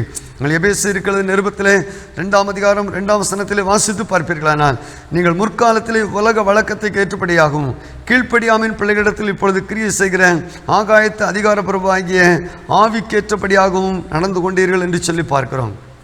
கீழ்ப்படியாமின் பிள்ளைகளிடத்தில் இப்பொழுது கிரியை செய்கிற ஆகாயத்து அதிகாரபூர்வமாகி ஆவிக்கேற்றபடி என்று சொல்லி பார்க்கிறோம். பிசாசானவன் யார் இடத்துல கிரியை செய்வான்? யார் கீழ்ப்படியலையோ, யார் ஆண்டவரை தேடவில்லையோ, ஆண்டவருடைய வார்த்தைகளை கீழ்ப்படியாமல் இருக்கிறாங்களோ அவங்களிடத்துல அவன் கிரியை செய்வான்னு சொல்லி பார்க்கிறோம். இங்கே கர்த்தர் சவுலையும் அபிஷேகம் பண்ணி இருக்கிறார், தாவீதையும் அபிஷேகம் பண்ணி இருக்கிறார். ஆனால் தாவீதின் மேலே இந்த சவுலுக்கு இருந்த பொறாமை, எரிச்சல் இன்றைக்கும் ஜனங்கள் மத்தியிலே, ஊழியர்கள் மத்தியிலே ஒருவருக்கொருவர் இருக்கிற மற்றவர்களுடைய முன்னேற்றம், மற்றவர்களுடைய ஆசீர்வாதம், மற்றவர்களுடைய கிரியைகள் இவர்களுக்கு எரிச்சலை உண்டு பண்ணுகிறது, கோபத்தை உண்டு பண்ணுகிறது. என்னை விட வசதி உள்ளவன் ஆயிட்டானே, என்னை விட நல்லா படிச்சிருக்கானே, என்னை விட அதிக அந்தஸ்து உள்ளவனாக இருக்கானே, இன்னும் கூட மேன்மை உள்ளவனாக இருக்கிறான்னு என்று சொல்லி மற்றவர்களுக்குறமாய் பொறாமைப்படுகிறதை பார்க்கிறோம், மற்றவர்களுக்குறமாய் எரிச்சல் அடைகிறதை பார்க்கிறோம். என்றைக்கு ஒரு தேவனுடைய பிள்ளை மற்றவர்களுக்குறமாய் பொறாமைப்படவோ எரிச்சல் அடைவோ ஏற்படும் போது அங்கே கீழ்ப்படியாமல் பிள்ளையிடத்தில் கிரியை செய்கிற அல்லது அந்த கோபத்தை உண்டு பண்ணுகிற, எரிச்சலை உண்டு பண்ணுகிற அந்த பிசாசுக்கு இடம் கொடுக்கிறதை பார்க்கிறோம். கர்த்தர் இந்த சவுல் ராஜாவை ராஜாவாயிராதபடி புறக்கணித்து தள்ளினார் என்று சொல்லி பார்க்கிறோம். தொடர்ந்து நீங்கள் அங்கே அந்த 15ஆம் அதிகாரத்தில் நீங்கள் வாசித்து பார்ப்பீர்களானால், அவன் அங்கே அமலேக்கியரையும் ராஜாவையும் அழித்து விடு என்று சொல்லும்போது அவன் அதை கேட்காதபடி வேதவசனம் 15ஆம் அதிகாரத்தில் இவ்விதமாய் சொல்லுகிறது. 19ஆம் வசனத்தில், நீர் கர்த்தருடைய சொல்லை கேளாமல் கொள்ளையின் மேல் பறந்து கர்த்தருடைய பார்வைக்கு பொல்லாப்பு செய்தது என்ன என்று சொல்லி பார்க்கிறோம். மறுபடியும் அவன் கர்த்தருடைய வார்த்தைகளுக்கு அவன் கீழ்ப்படியவில்லை. அங்கே சாமுவேல் தீர்க்கதரிசி 15ஆம் அதிகாரம் 19ஆம் வசனத்தில், கர்த்தருடைய சொல்லை கேளாமல் கொள்ளையின் மேல் பறந்து கர்த்தருடைய பார்வைக்கு பொல்லாப்பானதை செய்தது என்ன என்று சொல்லுகிறான். அவன் சொல்லுகிறான், நான் கர்த்தருக்கு பலி செலுத்துவதற்காக இந்த ஆடு மாடுகளெல்லாம் வச்சிருக்கிறேங்கிறான். ஆண்டவர் சொல்லாரு, பலியை பார்க்கலும் கீழ்ப்படிதலே உத்தமம் என்று சொல்லுகிறார். ஆகவே நீ ராஜாவாயிராதபடி ஆண்டவருமை புறக்கணித்து தள்ளினார் என்று சொல்லி அங்கே சாமுவேல் தீர்க்கதரிசி சொல்கிறதை பார்க்கிறோம். இதை கேட்டுக்கொண்டிருக்கிற தேவனுடைய பிள்ளையை, எந்த ஒரு தேவனுடைய பிள்ளை ஆண்டவருடைய வார்த்தைக்கு கீழ்ப்படியவில்லையோ அவர்கள் ரட்சிக்கப்பட்டிருக்கலாம், அபிஷேகம் பெற்றிருக்கலாம், ஒருவேளை ஊழியக்காரராக இருக்கலாம், ஆண்டவருடைய சித்தம் செய்யவில்லை, ஆண்டவருடைய வார்த்தையின் செய்படி செய்யாவிட்டால் ஆண்டவர் அவர்களை புறக்கணித்து தள்ளுகிற ஆண்டவராக இருக்கிறார். ஆண்டவர் அவர்களை விட்டு விலகி போகிற ஆண்டவராக இருக்கிறார். அங்கே தேவனால் விடப்பட்ட ஒரு பொல்லாத ஆவி இந்த சவுல் ராஜாவை அலக்களித்தது. மீண்டுமாக பிந்தின அதிகாரங்களை பார்ப்பீர்களானால் அவன் ஒரு குறி சொல்லுகிற பொண்ணை தேடி போகிறான், குறி கேட்கிறவனாய் மாறுகிறான். தேசத்தில் இருந்த குறிகாரெல்லாம் அழித்தவன் குறி சொல்லுகிற, குறி கேட்கிற பெண்ணிடத்தில் போய் குறி கேட்கிறான். அவளும் நீர் இன்றைக்கு ராத்திரி என்னோடு கூட இருப்பீர்னு சொல்லி அந்த சாமுவேல் சொன்னது போல அங்கே ஒரு குறிகார ஆவி அவளுக்கு பதில் சொல்கிறதை பார்க்கிறோம். சவுல் ராஜா யுத்தத்திலே செத்து போகிறான்னு சொல்லி பார்க்கிறோம். என்றைக்கு தேவனுடைய பிள்ளைகளே பிசாசானவன் வஞ்சிக்கிறவனாய் இருக்கிறான், விழத்தட்டுகிறவனாய் இருக்கிறான். இவ்விதமாக பொறாமை, எரிச்சல், காய்மகாரம் போன்ற ஆண்டவருக்கு பிரியமில்லாத காரியங்கள் நம்முடைய வாழ்க்கையில் இருக்குமே, ஆனால் அது நம்மை அழிக்கிறதா இருக்கிறது, அது நம்மளை கெடுக்கிறதா இருக்கிறது. இன்னும் கூட 4ஆவதாக தாவீதை குறித்து நாம் வாசிப்போமானால் அவன் பெருமை மிகுந்தவனாய் காணப்படுகிறான். நீங்கள் 1 நாளாகமத்தின் புஸ்தகத்திலே 21ஆம் அதிகாரத்திலே 1ஆம் வசனத்தை வாசிப்பீர்களானால், சாத்தான் இஸ்ரவேல் குரோதமாய் எழும்பி இஸ்ரவேலை தொகையிடுகிறதற்கு தாவீதை ஏவி விட்டது என்று சொல்லி பார்க்கிறோம். அங்கே இஸ்ரவேல் ஜனங்களை தொகையிடும்படியாக சாத்தான் தாவீதை ஏவி விட்டான் என்று சொல்லி பார்க்கிறோம். நாம் பிரியமான தேவனுடைய பிள்ளையே, பிசாசானவன் அவன் ஜனங்களை ஏவி விடுகிறவனாய், அவனுடைய வார்த்தைகளுக்கு கீழ்ப்படியும்படி, அவனுடைய வார்த்தைகளுக்கு செவி கொடுக்கும்படி தூண்டி விடுகிறவனாய் இருக்கிறான்னு சொல்லி பார்க்கிறோம். இந்த தாவீதினுடைய வாழ்க்கையிலே அவன் பல யுத்தங்களை பண்ணினான். அவன் சென்ற இடத்தெல்லாம் கர்த்தர் அவனை காப்பாற்றினார், சென்ற இடத்தெல்லாம் கர்த்தர் அவனுக்கு ஜெயத்தை கொடுத்தார். ஒரு நாள் அவன் உட்கார்ந்து யோசிக்கிறான், என்னுடைய வாழ்க்கையில் இவ்வளோ வெற்றி, இவ்வளவு திறம்பட நான் எல்லா காரியங்களும் செய்கிறேனே, என்னிடத்தில் இருக்கிற யுத்த வீரர்கள் எவ்வளோ பேர் இருக்கிறாங்கிறதை எண்ண வேண்டும் என்று சொல்லி அவன் யோவாபை பார்த்து சொல்லுகிறதை பார்க்கிறோம். இங்கே 2ஆம் வசனத்தை வாசிப்பீர்களானால் 1 நாளாகமம் 21:2 தாவீது யோவாபையும் ஜனத்தின் சேர்வைக்காரர் நோக்கி, நீங்கள் போய் பெர்சபா தொடங்கி தான் மட்டும் இருக்கிற இஸ்ரவேலை எண்ணி அவள் லக்கத்தை நான் அறியும்படி என்னிடத்தில் கொண்டு வாருங்கள் என்று சொல்லி பார்க்கிறோம். பிரியமான தேவனுடைய பிள்ளையே, ஜனங்களை எண்ணும்படி நினைக்கிறான். எவ்வளவு ஜனங்கள் இருக்கிறார்கள், ஸ்தோத்திரம். ஆனால் யோவாப் விதமாய் சொல்லுகிறான். அதற்கு யோவாப், கர்த்தருடைய ஜனங்கள் இப்பொழுது இருக்கிறதை பார்க்கலும் 100 அவர் வர்த்திக்க பண்ணுவாராக. ஆனாலும் ராஜாவாகிய என் ஆண்டவனே, அவர்கள் எல்லாரும் என் ஆண்டவனின் சேவர் அல்லவா? என் ஆண்டவன் இதை விசாரிப்பானேன். இஸ்ரவேல் மேல் குற்றம் உண்டாக இது நடக்க வேண்டியது என்ன என்றான். பிரியமான தேவனுடைய பிள்ளையே, பிசாசானவன் தந்திரமாய் இந்த தாவீதை விழப்பண்ணும்படியாக, எல்லா ஜனங்களை அழிக்கும்படியாக, இந்த ஜனங்களை தொகையிடும்படி தூண்டிவிட்டதை பார்க்கிறோம். ஆனால் யோவாப் அதை தடுக்கிறான். எப்பொழுது பிசாசானோ ஒரு பக்கத்தில் கிரியை செய்கிறானோ, ரட்சிக்கப்பட்ட அபிஷேகம் பெற்ற தேவ பிள்ளைகளுக்கு கர்த்தர் ஏதாவது ஒரு வழியில் அதை தடை செய்வதற்குரிய காரியத்தை செய்கிறார். கேயாசியை குறித்து பார்த்தோம். இந்த எலிசா தீர்க்கதரிசி சொல்லார், என் மனம் உன்னோடு கூட செல்லவில்லையா என்று சொல்லி. கேயாசியோடு கூட அந்த எலிசா தீர்க்கதரிசியுடைய வார்த்தை பேசி இருக்கும். ஆனால் அவன் அதையும் மீறி செயல்படுகிறான். அதே போல் இந்த தாவீதினுடைய படைத்தளபதி யோவாப் சொல்லுகிறான், இப்பொழுது இருக்கிற ஜனங்களை பார்க்கலாம், இன்னும் 100 ஆண்டவர் வர்த்திக்க பண்ணட்டும், ஆனால் இந்த ஜனங்களை எண்ண வேண்டாம். இதை ஆண்டவன் ஏன் விசாரிக்கணும்? இஸ்ரவேல் மேல் குற்றம் உண்டாக இது நடக்க வேண்டியது என்ன அப்படின்னு சொல்லுகிறான். ஆனால் அந்த யோவாப் அப்படி சொல்லியும் ராஜாவின் வார்த்தை மேலிட்டபடினால் யோவாப் புறப்பட்டு போய் இஸ்ரவேல் எங்கும் சுற்றி திரிந்து எருசலேமுக்கு வந்து ஜனத்தை லக்கம் பார்த்து தொகையை தாவீதின் இடத்தில் கொடுத்தான்னு சொல்லி பார்க்கிறோம். அல்லேலூயா, அல்லேலூயா. தாவீது தன்னுடைய வாழ்க்கையிலே பெருமைப்பட ஆரம்பித்தான். இவ்வளோ யுத்தங்களை பண்ணியிருக்கிறேன். என்றைக்கு ஒரு மனுஷன் தன்னுடைய வாழ்க்கையில் தன்னுடைய பலத்தை, தன்னுடைய ஞானத்தை, தன்னுடைய சம்பாத்தியத்தை, தன்னுடைய பொருளை குறித்து பெருமைப்படுகிறானோ, அன்றைக்கு அவனுடைய வாழ்க்கையிலே அவன் கீழே விழ தள்ளப்படுவதை பார்க்கலாம். எஸ்ஐகே ராஜாவுடைய வாழ்க்கையிலே அவன் சுகவீனமாக இருந்ததை விசாரிக்கும்படி அந்த பாபிலோன் ராஜா வரும்போது அவன் தன்னுடைய பொக்கிஷ சாலையை திறந்து காண்பித்தான், ஆயுத சாலையை திறந்து காண்பித்தான். கர்த்தர் ஏசாயா தீர்க்கதரிசி அனுப்பினான். அந்த பாபிலோன் ராஜா அவனிடத்தில் வந்து என்னத்தை பார்த்தான்னு சொன்னான்.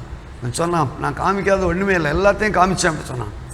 அவன் சந்திரனுடைய நாட்களில் எல்லாம் இங்கேருந்து சிறைப்பட்டு போகும், எல்லாத்தையும் இந்த பாபிலோன் ராஜா அள்ளிக்கொண்டு போவான்னு சொல்லி சொன்னதை பார்க்கிறோம்.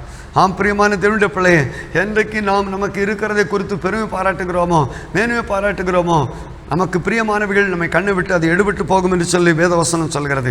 இங்கே நடந்த காரியம் என்ன என்று சொன்னால், அது 21ஆம் அதிகாரம் 7ஆம் வசனத்திலே, இந்த காரியம் தேவனுடைய பார்வைக்கு ஆகாததனபடினால் அவர் இஸ்ரவேலை வாதித்தார் என்று சொல்லி பார்க்கிறோம். இங்கே ஆண்டவர் அங்கே இஸ்ரவேல் ஜனங்களை எண்ணின காரியத்தை ஆண்டவருக்கு அது விருப்பம் இல்லை. ஆண்டவர் இஸ்ரவேல் ஜனங்களை வாதித்தார். அங்கே நீங்கள் வாசித்து பார்ப்பீர்களானால் அந்த தீர்க்கதரிசி ஆகிய தாவீதினிடத்தில் வந்து பேசுகிறார். இப்படி நீ ஜனங்களை எண்ணி பாவம் செய்துட்டேன், உனக்கு 3 வருஷத்துக்கு பஞ்சம் வேண்டுமா, அல்லது 3 மாதம் சத்துருக்கள் உன்னை பின்தொடர சங்காரம் வேண்டுமா, அல்லது 3 நாள் கொள்ளை நோய் வேண்டுமா என்று சொல்லி கேட்கிறதை பார்க்கிறோம். தாவீது கர்த்தரை நோக்கி சொல்லலாம், கொடிய இடுக்கணில் அகப்பட்டிருக்கிறேன், கர்த்தருடைய கையில் விழுவேனாக என்று சொல்லி, அவருடைய இரக்கங்கள் மகா பெரியது, மனுஷர் கையில் விழாதிருப்பேனாக என்று சொல்கிறான். 14 வசனத்தில் பார்ப்போமானால், கர்த்தர் இஸ்ரவேலிலே கொள்ளை நோயை வரப்பண்ணினார், அதனால இஸ்ரவேலில் 70,000 பேர் மடிந்தார்கள் என்று சொல்லி பார்க்கிறோம். பிரியமான தேவனுடைய பிள்ளையே, இந்த தாவீது தன்னுடைய ஜனத்தை குறித்து இருந்த பெருமையை அழிக்கும்படியாக கர்த்தர் 70,000 பேரை அவர் அந்த கொள்ளை நோயினால் அழித்தார் என்று சொல்லி பார்க்கிறோம். என்றைக்கு தேவனுடைய பிள்ளைகள் பெருமைப்பட ஆரம்பிக்கிறார்களோ, என்றைக்கு என்னுடைய ஜனங்களுடைய எண்ணிக்கை, என்றைக்கும் அநேக சபைகள் எனக்கு இவ்வளோ விசுவாசிகள் இருக்காங்க, இவ்வளோ ஊழியர்கள் இருக்காங்க, இவ்வளோ காணிக்க வருதுன்னு சொல்லி பெருமைப்படுறாங்க. இல்லை, எனக்கு இவ்வளோ நிலங்கள் இருக்குது, இவ்வளோ சொத்து சுகம் இருக்குது, நான் இவ்வளோ வசதியாக இருக்கிறேன்னு சொல்லி நம்ம பெருமைப்படுறதுக்கு ஒன்றும் இல்லை. வேதவசனம் சொல்கிறது, ஞானி ஞானத்தை குறித்து மேன்மை பாராட்ட வேண்டாம், ஐஸ்வர்யவான் ஐஸ்வர்யத்தை குறித்து மேன்மை பாராட்ட வேண்டாம், பராக்கிரமசாலி பராக்கிரமத்தை குறித்து மேன்மை பாராட்ட வேண்டாம், கர்த்தரை அறிந்திருக்கிறதை குறித்தே மேன்மை பாராட்ட வேண்டும் என்று சொல்லி வேதவசனம் சொல்கிறது. இந்த உலகத்தில் நாம் எதை பற்றி மேன்மை பாராட்டுவோமோ, நாம் மேன்மை பாராட்டுகிறது நம்மை விட்டு எடுபட்டு போம். எங்கே ஜனங்களை கர்த்தர் அழித்தார், கடைசியாக எருசலேமை அழிக்க தூதன் வரும்போது கர்த்தர் மனஸ்தாபப்பட்டு நிறுத்து என்று சொல்லுகிறதை பார்க்கிறோம். பிரியமான தேவனுடைய பிள்ளையே, தாவீது அங்கு கர்த்தருக்கு ஒரு பலிபீடத்தை கட்டி பலி செலுத்தினான், வாதை நிறுத்தப்பட்டது என்று சொல்லி பார்க்கிறோம். இந்த நாட்களிலும் கூட ஜனங்களை எண்ணும்படியாக, ஜனங்களை இந்த நாட்களிலும் கூட ஒரே இந்தியா, ஒரே தேசம், ஒரே ரேஷன் கார்டு எல்லாம் ஒரே என்று சொல்லி எண்ண ஆரம்பிக்கணும்னு திட்டம் போடும். என்ன நம்முடைய தேசத்தில் இப்படிப்பட்ட ஒரு கொள்ளை நோய் வந்திருக்கிறது. ஜனங்களை இன்றைக்கு அழிந்து கொண்டு இருக்கிறார்கள். தேவ பிள்ளைகள் தேவனுடைய கரத்தில் விழ வேண்டும், தேவனை நோக்கி கூப்பிட வேண்டும், தேவனை நோக்கி பரிந்து பேச வேண்டும், தேவனுக்கு பலி செலுத்த வேண்டும். இன்றைக்கு அதுவும் முடியாத ஒரு சூழ்நிலையிலே ஆராதனைகள் எல்லாம் தடைப்பட்ட நிலைமையில் இருக்கிறது. தேவ ஜனங்கள் நாம் இருக்கிற நிலைமையில் ஜெபிப்போமானா தேவன் நம்முடைய தேசத்திற்கு இறங்குகிற தேவனாக இருக்கிறார். இந்த கொள்ளை நோயிலிருந்து நம்முடைய தேசத்தை தப்புவிக்கிற தேவனாக இருக்கிறார். என்றைக்கு ராஜ்யங்கள் பெருமைப்படுகிறதோ, அமெரிக்கா தேசம் பெரிய வல்லரசு, ஞானம் நிறைந்தது, செல்வாக்கு நிறைந்தது, வசதி நிறைந்தது. ஆனால் அந்த தேசத்தில் அன்றைக்கி லட்சக்கணக்கான மக்கள் அழிந்து கொண்டு இருக்கிறாங்க. காரணம் என்ன? ஆண்டவருக்கு விரோதமாக பாவம் செய்தார்கள். தங்களை பற்றிய பெருமை, பாவத்துக்கு இடம் கொடுத்தார்கள், பிசாசுக்கு இடம் கொடுத்தார்கள். கர்த்தர் அந்த தேசத்திலே இப்படிப்பட்ட அழிவை கொண்டு வந்திருக்கிறார். இன்னும் அந்த தேசத்து அதிபதிகளோ மாகாண கவர்னர்களோ இன்னும் ஆண்டவரிடத்தில் கெஞ்சவில்லை, ஆண்டவரிடத்தில் மனம் திரும்பவில்லை. அந்த தேசத்திற்காக நாம் ஜெபிக்க வேண்டும். இன்னும் நமக்கு சுவிசேஷத்தை சொன்னேன், இங்கிலாந்து போன்ற தேசம், பிரான்ஸ், ஸ்பெயின் போன்ற தேசம் இன்றைக்கு இப்படிப்பட்ட அதிகப்படியான மரணங்களில் நான் சிக்கி தவிக்கிறார்கள். அவர்களுக்காக நாம் ஜெபிக்க வேண்டும். தேவன் ஒருவரே பாதையை நிறுத்த முடியும். அவரே பாதையை அனுப்பினார், அவரே நிறுத்துகிற தேவனாக இருக்கிறார். தேவனுடைய கரத்தில் விழாவிட்டான், தேவனை நோக்கி ஜெபிக்காவிட்டான் வாதை நிறுத்தப்பட முடியாது. கர்த்தர் மனுஷனுடைய பெருமையை, வேதவசனம் சொல்கிறது, பெருமை உள்ளவர்களுக்கு தேவன் எதிர்த்து நிற்கிறார், தாழ்மை உள்ளவர்களுக்கு கர்த்தர் கிருபை அளிக்கிறார்னு சொல்லி பார்க்கிறோம். அதே சூழ்நிலையிலே நேபுகாத்நேச்சாரை குறித்து நீங்கள் வாசிப்பீர்களானால் தானியேல் தீர்க்கதரிசன புத்தகத்திலே அங்கே 4ஆம் அதிகாரம் 30ஆம் வசனத்திலே அவர் இவ்விதமாய் சொல்லுகிறதை பார்க்கிறோம். 4ஆம் அதிகாரம் 29, 30ஆம் வசனத்திலே 12ஆம் மாதம் சென்ற பின்பு ராஜா பாபிலோன் ராஜ்யத்தின் அரண்மனையில் உலாவிக் கொண்டிருக்கும் போது, இது என் வல்லமையின் பராக்கிரமத்தினால் என் மகிமை பிரதாபத்துக்கென்று ராஜ்யத்திற்கு அரண்மனையாக நான் கட்டின மகா பாபில் அல்லவா என்று சொன்னான். இந்த வார்த்தை ராஜாவின் வாயில் இருக்கும்போதே வானத்திலிருந்து ஒரு சத்தம் உண்டாகி, ராஜாவாகிய நேபுகாத்நேச்சாரே, ராஜ்யபாரம் உன்னை விட்டு நீங்கிற்று, மனுஷன்று தள்ளப்படுவாய், வெளியின் மிருகங்களோடு சஞ்சரிப்பாய், மாடுகளைப் போல புல்லை மேவாய். இப்படியே உன்னதமானவர் மனுஷனுடைய ராஜ்யத்தில் ஆளுகை செய்து தமக்கு சுத்தமாயிருக்கிறவனுக்கு அதை கொடுக்கிறார் என்பதை நீ அறிந்து கொள்ளும் மட்டும் 7 காலங்கள் உன்மேல் கடந்து போகும் என்று உனக்கு சொல்லப்படுகிறது என்று விளம்பினது. பிரியமான தேவனுடைய பிள்ளையே, இஸ்ரவேல் தேசத்தின் மேல் யுத்தம் தொடுத்து இந்த நேபுகாத்நேச்சார் இஸ்ரவேல் தேசத்தினுடைய ஆலயம், அரண்மனை எல்லாம் கொள்ளையடிச்சுட்டு போனவன். ஆனால் அவருடைய வாழ்க்கையிலே அங்கே ஒரு பெரிய அரண்மனையை கட்டினான். ஸ்தோத்திரம். அரண்மனையை கட்டி அவனுடைய இருதயம் மேட்டிமை ஆயிற்று என்று சொல்லி பார்க்கிறோம். அங்கே 5ஆம் அதிகாரம் 20ஆம் வசனத்திலே அவருடைய இருதயம் மேட்டிமை ஆகி அவனுடைய ஆவி கர்மத்தினால் கடினப்பட்ட போது அவர் தமது சிங்காசனத்தில் தள்ளப்பட்டார், அவருடைய மகிமை அவரை விட்டு அகன்று போயிற்று என்று சொல்லி பார்க்கிறோம். என்றைக்கு ஒரு மனுஷன் தன்னுடைய திறமையை, தன்னுடைய தாளந்துகளை, தன்னுடைய கிருபைகளை, தன்னுடைய வரங்களை குறித்து, தன்னை குறித்து பெருமை பாராட்டுகிறானோ அன்றைக்கு கர்த்தர் அவனை தள்ளி விடுகிற தேவனாக இருக்கிறார். இந்த நேபுகாத்நேச்சார் அவன் மிருக ஜீவன்களைப் போல, மாட்டை போல புல்லை மேய்கிறவனாய், தலைமயிர் கழுகின் மயிறு இறகுகளைப் போல, அவனுடைய நகங்கள் பட்சிகளுடைய நகங்களைப் போல வளரமட்டும் அவன் சரீரம் ஆகாயத்து பனியிலே நனைந்தது என்று சொல்லி பார்க்கிறோம். பிரியமான தேவனுடைய பிள்ளையே, ஆண்டவருக்கு விரோதமாக ஒருபோது நாம் பெருமை பாராட்ட வேண்டாம், ஆண்டவருக்கு விரோதமாக ஒருபோது நாம் மேன்மை பாராட்ட வேண்டாம். நம்மை ஆண்டவருடைய சமூகத்திலே தாழ்த்துவோமானால் ஆண்டவர் நம்மை ஆசீர்வதிக்கிற தேவனாக இருக்கிறார். ஒரு விஷயம் நாம் பிசாசுடைய தந்திரங்களை அறிந்து கொள்ள வேண்டும். பிசாசானவன் தன்னை உயர்த்தினான், உன்னதமானவருக்கு ஒப்பாவேன், அவருக்கு மேலாக என்னுடைய சிங்காசனத்தை உயர்த்துவேன் என்று சொன்னான். ஆனால் அவன் தள்ளப்பட்டு போனான். இன்றைக்கும் தேவ பிள்ளைகள் யார் யார் மேன்மை பாராட்டுகிறார்களோ அவர்களை அவன் எளிதாய் தள்ளிவிடுகிறான். நம்முடைய வாழ்க்கையிலே ஆண்டவருடைய சத்தத்துக்கு செவி கொடுப்போம், ஆண்டவருடைய சித்தத்தை செய்வோம், ஆண்டவருக்கு முன்பாக நம்மை தாழ்த்துவோம். கர்த்தர் நம்மை ஆசீர்வதிக்கிற தேவனாக இருக்கிறார், கர்த்தர் நம்மை உயர்த்துகிற தேவனாக இருக்கிறார். எல்லா கனத்தையும் மகிமையும் எல்லா வல்லமையும் அவருக்கே நாம் செலுத்த வேண்டும். மகிமை, கனம், வல்லமை யாவும் அவருக்கு செலுத்தும் போது அவர் நம்மை மென்மேலும் உயர்த்துகிற தேவனாக இருக்கிறார். புதிய ஏற்பாட்டிலும் இந்த பிசாசினாலே வஞ்சிக்கப்பட்ட தேவ பக்தர்களே, தேவ பிள்ளைகளே, ஒரு சிலரை கொடுத்து பார்த்து நான் செய்தி முடிக்க விரும்புகிறேன். லூக்காவின் சுவிசேஷத்திலே 22ஆம் அதிகாரத்திலே அங்கே 31, 32ஆம் வசனத்திலே ஆண்டவர் சீமோனை பார்த்து விதமாய் சொல்கிறதை பார்க்கிறோம். இன்னும் கர்த்தர், சீமோனே, சீமோனே, இதோ கோதுமையை சுளையினால் படைக்கிறது போல சாத்தான் உங்களை படைக்கிறதற்கு உத்தரவை கேட்டுக்கொண்டான். நானும் விசுவாசம் அழிந்து போகாதபடி உனக்காக வேண்டிக் கொண்டேன். நீ குணப்பட்ட பின்பு உன் சகோதரனை ஸ்திரப்படுத்தி என்றார். பிரியமான தேவனுடைய பிள்ளையே, ஆண்டவர் சீமோன் பேதுருவை பார்த்து சொல்கிறார், கோதுமையை சுளையினால் படைக்கிறது போல சாத்தான் உங்களை படைக்கிறதற்கு அவன் உத்தரவு கேட்டுக்கொண்டான். உன் விசுவாசம் ஒழிந்து போகாதபடி உனக்காக நான் வேண்டிக் கொண்டேன் என்று சொல்வதை பார்க்கிறோம். ஆண்டவருடைய உண்மையுத்தமாய் பின்பற்றின ஒரு சீசன் தான். அடுத்த வசனத்தில் சொல்கிற, ஆண்டவரே, காவலிலும் சாவிலும் பின்பற்றுகிற ஆயத்தமாய் இருக்கிறேன் என்று சொல்லி சொல்கிறதை பார்க்கிறோம். இந்த பேதுருவை குறித்து வேதத்தில் முந்தினவன் பேதுரு என்று சொல்லி இருக்கிறது. எல்லா காரியத்திலும் முந்திரி கொட்ட மாதிரி முந்திக் கொண்டு பதில் சொல்கிறவனாய் இருக்கிறான்.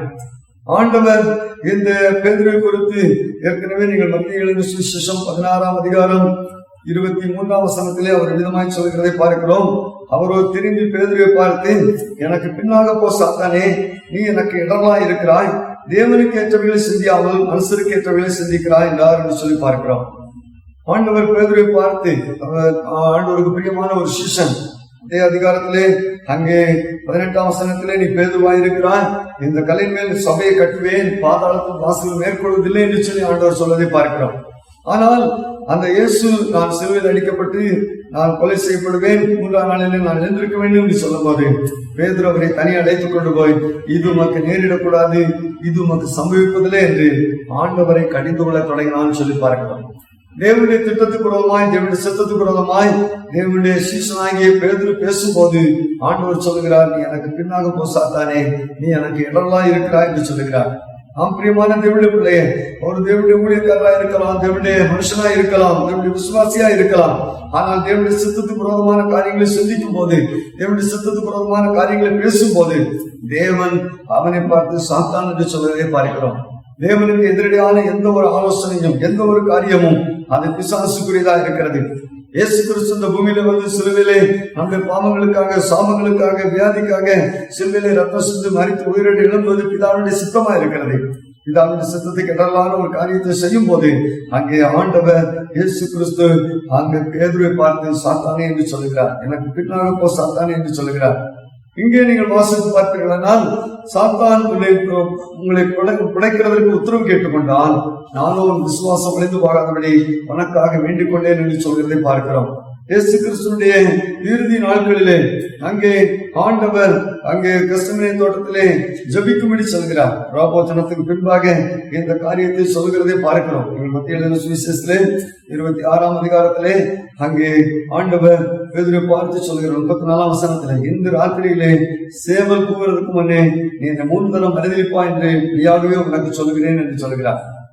ஆனால் பேதுரு சொல்கிறான், உன்னோடு கூட மறிக்க வேண்டியதா இருந்தாலும் மறுதலிக்க மாட்டேன் என்று சொல்லி அவன் சொன்னான். மற்ற சீசர்கள் அப்படி சொன்னார்கள் என்று சொல்லி பார்க்கிறான்.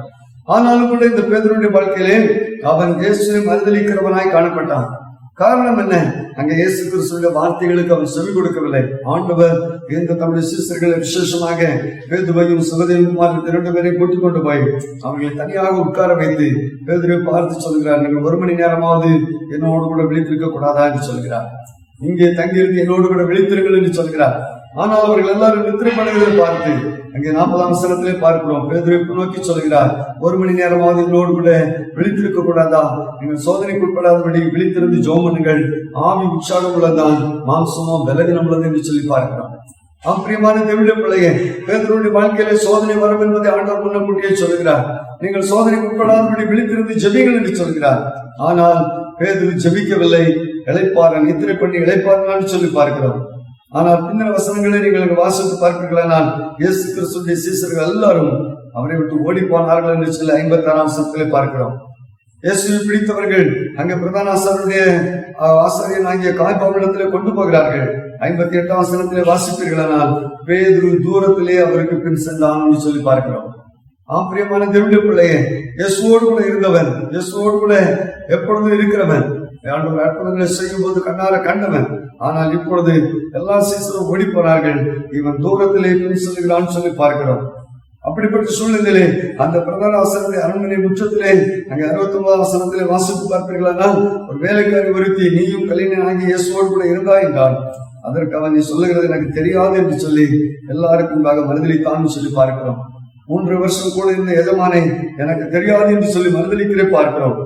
அவன் வாசல் மண்டபத்துக்கு போன போது வேறொருத்தி கேட்கிறார், இவனும் நசரேயனாகிய இயேசுவோடு கூட இருந்தான் என்று சொல்லும் போது அந்த மனுஷனை நான் அறியேன் என்று ஆணையிட்டு மறுபடியும் மறுதலித்தான் சொல்லி பார்க்கிறோம். எனக்கு தெரியாது என்று சொல்லி முதலே சொல்கிறான். 2வது அவன் அறியேன் என்று சொல்லி சத்தியமும் பண்ணுகிறான்.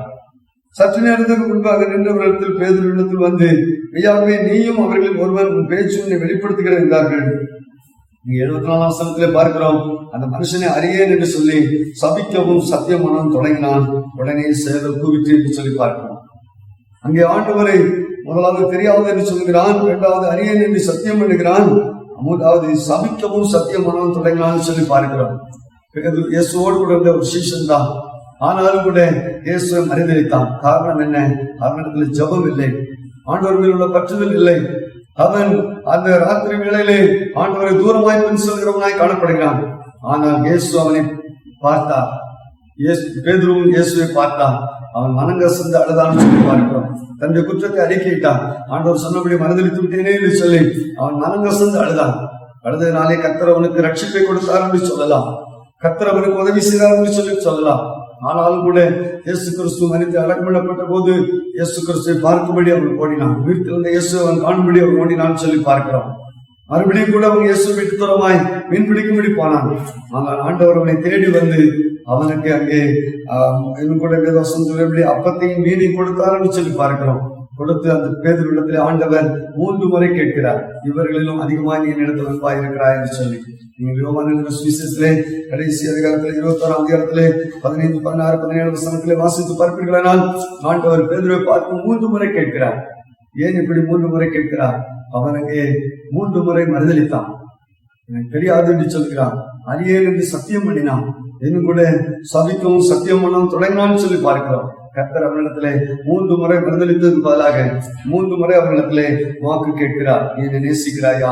இவர்களை காட்டில் நீ அதிகமாக நேசிக்கிறாயா என்று சொல்லி 3ஆம் முறை கேட்ட போது அந்த பேதுரு துக்கப்பட்டு, ஆண்டவரே நீர் எல்லாவற்றையும் அறிந்திருக்கிறேன், நான் நேசிக்கிறேன் என்பதை நீ அறிவீர் என்று சொல்கிறதை பார்க்கிறோம். இயேசு என் ஆடுகளின் மேய்ப்பாயாக என்று சொல்கிறதை பார்க்கிறோம். ஆம் பிரியமான தேவனுடைய பிள்ளையே, இந்த பேதுருடைய வாழ்க்கையிலே சாத்தானுடைய சோதனைக்குள்ளே சிக்கினான். ஆண்டவர் மறுதளித்தான். ஆனாலும் மனம் கசந்து அழுதான். ஆண்டவருக்குள்ளே மறுபடியும் திரும்பினான். ஆண்டவருக்காக உண்மையுள்ள சீஷனாக கர்த்தர் பேதுருவை கொண்டு அற்புதங்களை அடையாளங்களை செய்தார். பேதுருவை கொண்டு சபையை கட்டி எழுப்பினார். சபைக்கு அஸ்திபாரக்கல்லாக இந்த பேதுரு செயல்பட்டதை நாம் அப்போஸ்தலர்களுடைய புத்தகத்திலே நாம் பார்க்கிறோம். இதை கேட்டுக்கொண்டிருக்கிற தேவனுடைய பிள்ளையே, உன் வாழ்க்கையில ஒருவேளை நீ ஜெபிக்காதபடி ஆண்டவரை மறுதலிக்கிறவனாய், ஆண்டவரை விட்டு விலகிறவனாய், ஆண்டவரை தூரத்துல பின் செல்கிறவனாய், ஒருவேளை ஆண்டவரை அறியல் என்று சொல்லி சபிக்கவும் சத்தியம் பண்ணவும் சொல்லிக் கொண்டிருக்கிறாயோ, உன்னுடைய வாழ்க்கையில் ஆண்டவர் உன்னை விட்டு விடுகிற தேவன் அல்ல, உன்னை கைவிடுகிற தேவன் அல்ல, உன்னை தேடி வந்து உன்னை நேசிக்கிற தேவனாய் இருக்கிறார். உன்னிடத்தில் விசாரிக்கிற தேவனாய் இருக்கிறார். நீ அவரை நேசிக்க வேண்டும் என்று விரும்புகிறார். எத்தனை முறை மறுதளித்தாயோ, எத்தனை முறை தூரம் போறாயோ, அத்தனை முறை நீ ஆண்டவரிடத்தில் திரும்பி வர வேண்டும் என்று தேவன் விரும்புகிறார். கர்த்தர் பேதுருவை கொண்டு பெரிய காரியத்தை செய்தாலும் சொல்லி பார்க்கிறோம். சத்துருடைய சோதனையை ஜெயிக்க ஆண்டவர் உதவி செய்கிற தேவனாய் இருக்கிறார். தன்னுடைய பாவங்களை மறைக்கிறவன் வாழ்விடைய மாட்டான், அறிக்கை செய்து விட்டு விடுகிறவன் இறக்கப்படுவான்னு சொல்லி இருக்கிறது. பாவத்து நிமித்தம், குற்றத்து நிமித்தம் மனஸ்தாபப்பட்ட பேதுருவை கர்த்தர் தூக்கி எடுத்து பயன்படுத்தினாலும் சொல்லி பார்க்கிறோம். தொடர்ந்து யோவான் சுவிசேஷத்திலே 13ஆம் அதிகாரத்திலே நீங்கள் 2ஆம் வசனத்திலே நீங்கள் அங்கே யூதாஸ் காரியத்தை குறித்து நீங்கள் வாசிக்கலாம். யோவான் சுவிசேஷத்திலே ஆண்டவருடைய சீசர்களிலே இந்த யூதாஸை குறித்து நாம் வாசிக்கிறோம். 13ஆம் அதிகாரம் 2ஆம் வசனத்திலே சீமோன் குமாரனாகிய யூதாஸ் காரியோத் அவரை காட்டிக் கொடுக்கும்படி விசுவாசம் இருதயத்தை தூண்டின பின்பு அவர்கள் போஜனம் பண்ணி கொண்டிருக்கிறீர்கள் என்று சொல்லி பார்க்கிறோம். இந்த யூதாஸை குறித்து ஆண்டவர் இவ்விதமாய் சொல்லுகிறதை பார்க்கிறோம். 12ஆம் அதிகாரத்திலே நீங்கள் வாசித்து பார்ப்பீர்களானால், அவன் தரித்திரரை குறித்து கவலைப்பட்டு இப்படி சொல்லாமல், அவன் திருடனானபடினாலும் பணப்பையை வைத்துக் கொண்டு அதில் போடப்பட்டவர்களை சுமக்கிறவரானபடினாலும் இப்படி சொன்னான் என்று சொல்லி பார்க்கிறோம். ஆண்டவருடைய சீசர்கள் ஒருவனாகி யூதாஸ் காரியோத் ஆண்டவருக்காக ஜனங்கள் கொடுக்கிற காணிக்கைகளெல்லாம் சேர்த்து வைக்கிற ஒரு ட்ரெஸராக, ஒரு பொருளாளராக, பணப்பையை சுமக்கிறவனாக இருக்கிறான். ஆனாலும் அவன் அந்த பணத்தை திருடுகிறவனாக இருக்கிறான்னு சொல்லி பார்க்கிறோம். பண ஆசை பிடித்தவனாக இருக்கிறான்னு சொல்லி பார்க்கிறோம். இயேசுவானவர் அங்கே ராபோஜனத்திற்காக அழைக்கப்பட்டுக் கொண்டிருக்கிற சமயத்திலே அந்த யூதாஸ் காரியோத்துக்கு அங்கே பிசாசானவன் தூண்டினான் என்று சொல்லி பார்க்கிறோம். அவன் பண ஆசை பிடித்தவனாய் அந்த பிரதான ஆசிரியரிடத்திலே போய் அவன் இயேசுவை காட்டிக் கொடுக்கும்படி 30 வெள்ளிக்காசுக்கு அவன் பேசி முடிக்கிறதை பார்க்கிறான். இயேசுவை நான் காட்டிக் கொடுக்கிறேன், எனக்கு என்ன தருவீர்கள் என்று சொல்லி அவன் பேசுகிறதை பார்க்கிறோம். அவனுடைய வாழ்க்கையில குருவாயிருந்த தன்னுடைய எஜமானை அவன் காட்டிக் கொடுக்கும்படி பண ஆசையினால் காட்டிக் கொடுக்க நினைக்கிறான். காரணம் என்ன? அவனுக்கு தெரியும் இயேசுவானவர் எப்படியாவது தப்பிச்சுக்கிறாரு, நமக்கும் காசு கிடைச்சாதாச்சும் நினைக்கிறான். ஆனா இயேசுவானவர் தப்பிச்சு போகவில்லை. காட்டிக் கொடுக்கப்பட்ட போது அவர் பிடிக்கப்பட்டார், அவர் சிலுவையில் அடிக்கப்பட்டார். ஆனால் ஆண்டவர் இந்த காரியத்தை இந்த யூதாஸோடு அவர் பல முறை பேசுகிறதை பார்க்கிறோம். நீங்களுக்கு வாசித்து பார்ப்பீர்களான ஆண்டவர் இந்த பிசாசுடைய தந்திரங்களை நமக்கு அறிவிக்கிற தேவனாய் இருக்கிறார். பிசாசின் தந்திரங்களை நமக்கு தெரியப்படுத்துகிற தேவனாய் இருக்கிறார். ஒரு பேதுருவுக்கு தெரியப்படுத்துகிறார். அங்கே 3வது மறுதளித்த போது இயேசு பேதுருவை பார்த்தார் என்று சொல்லி பார்க்கிறோம். இங்கே கூட நீங்கள் வாசிப்பீர்களானால் அந்த யோவான் 13ஆம் அதிகாரம் 10ஆம் வசனத்திலே சொல்லுகிறார், ஒழுகிறவன் தன் கால்களை மாத்திரம் கழுவ வேண்டும், மற்றபடி அவன் முழுவதும் சுத்தமாய் இருக்கிறான், நீங்களும் சுத்தமாய் இருக்கிறீர்கள், ஆகிலும் எல்லாரும் அல்ல என்று சொல்கிறதை பார்க்கிறோம். நீங்களும் சுத்தமாய் இருக்கிறீர்கள், ஆகிலும் எல்லாரும் அல்ல. அடுத்த வாக்கியத்துல சொல்ல இருக்கிறது, தம்மை காட்டி கொடுக்கிறவனே அவர் அறிந்திருக்கிறபடினால் நீங்கள் எல்லாரும் சுத்தம் உள்ளவர்கள் அல்ல என்று சொல்கிறதை பார்க்கிறோம். அப்பொழுதாவது அந்த யூதாஸ் யோசித்திருக்கணும், ஏதோ என்னுடைய எஜமான நான் காட்டி கொடுக்க போறேனேன்னு சொல்லி அவன் யோசித்திருக்கணும். அவன் அப்படி யோசிக்கவில்லை.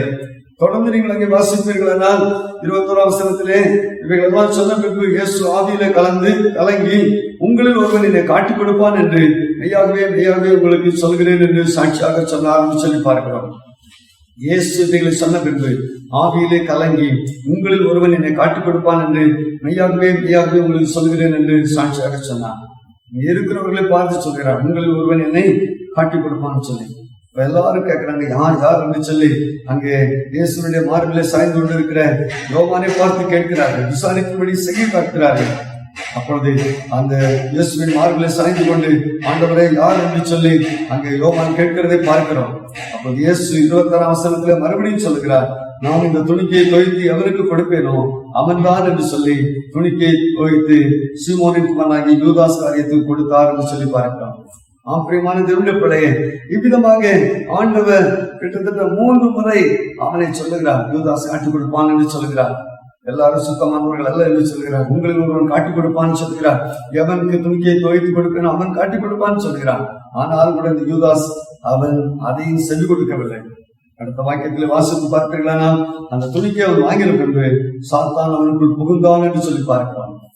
எப்பொழுது ஒரு தேவனுடைய பிள்ளை பிசாசுடைய வார்த்தைகளுக்கு செவி கொடுத்து தன்னுடைய இருதயத்தை கடினப்படுத்துகிறானோ பிசாசானவன் அவனுக்குள் கிரியை செய்து அவனுக்குள் புகுந்து அழிக்க நினைக்கிறான். 13ஆம் அதிகாரம் 2ஆம் வசனத்திலே பிசாசானவன் இருதயத்தை தூண்டின பின்பு என்று சொல்லி பார்க்கிறோம். இங்கே பிசாசானவன் அப்பொழுது அவனுக்குள் புகுந்தான் என்று சொல்லி பார்க்கிறான்.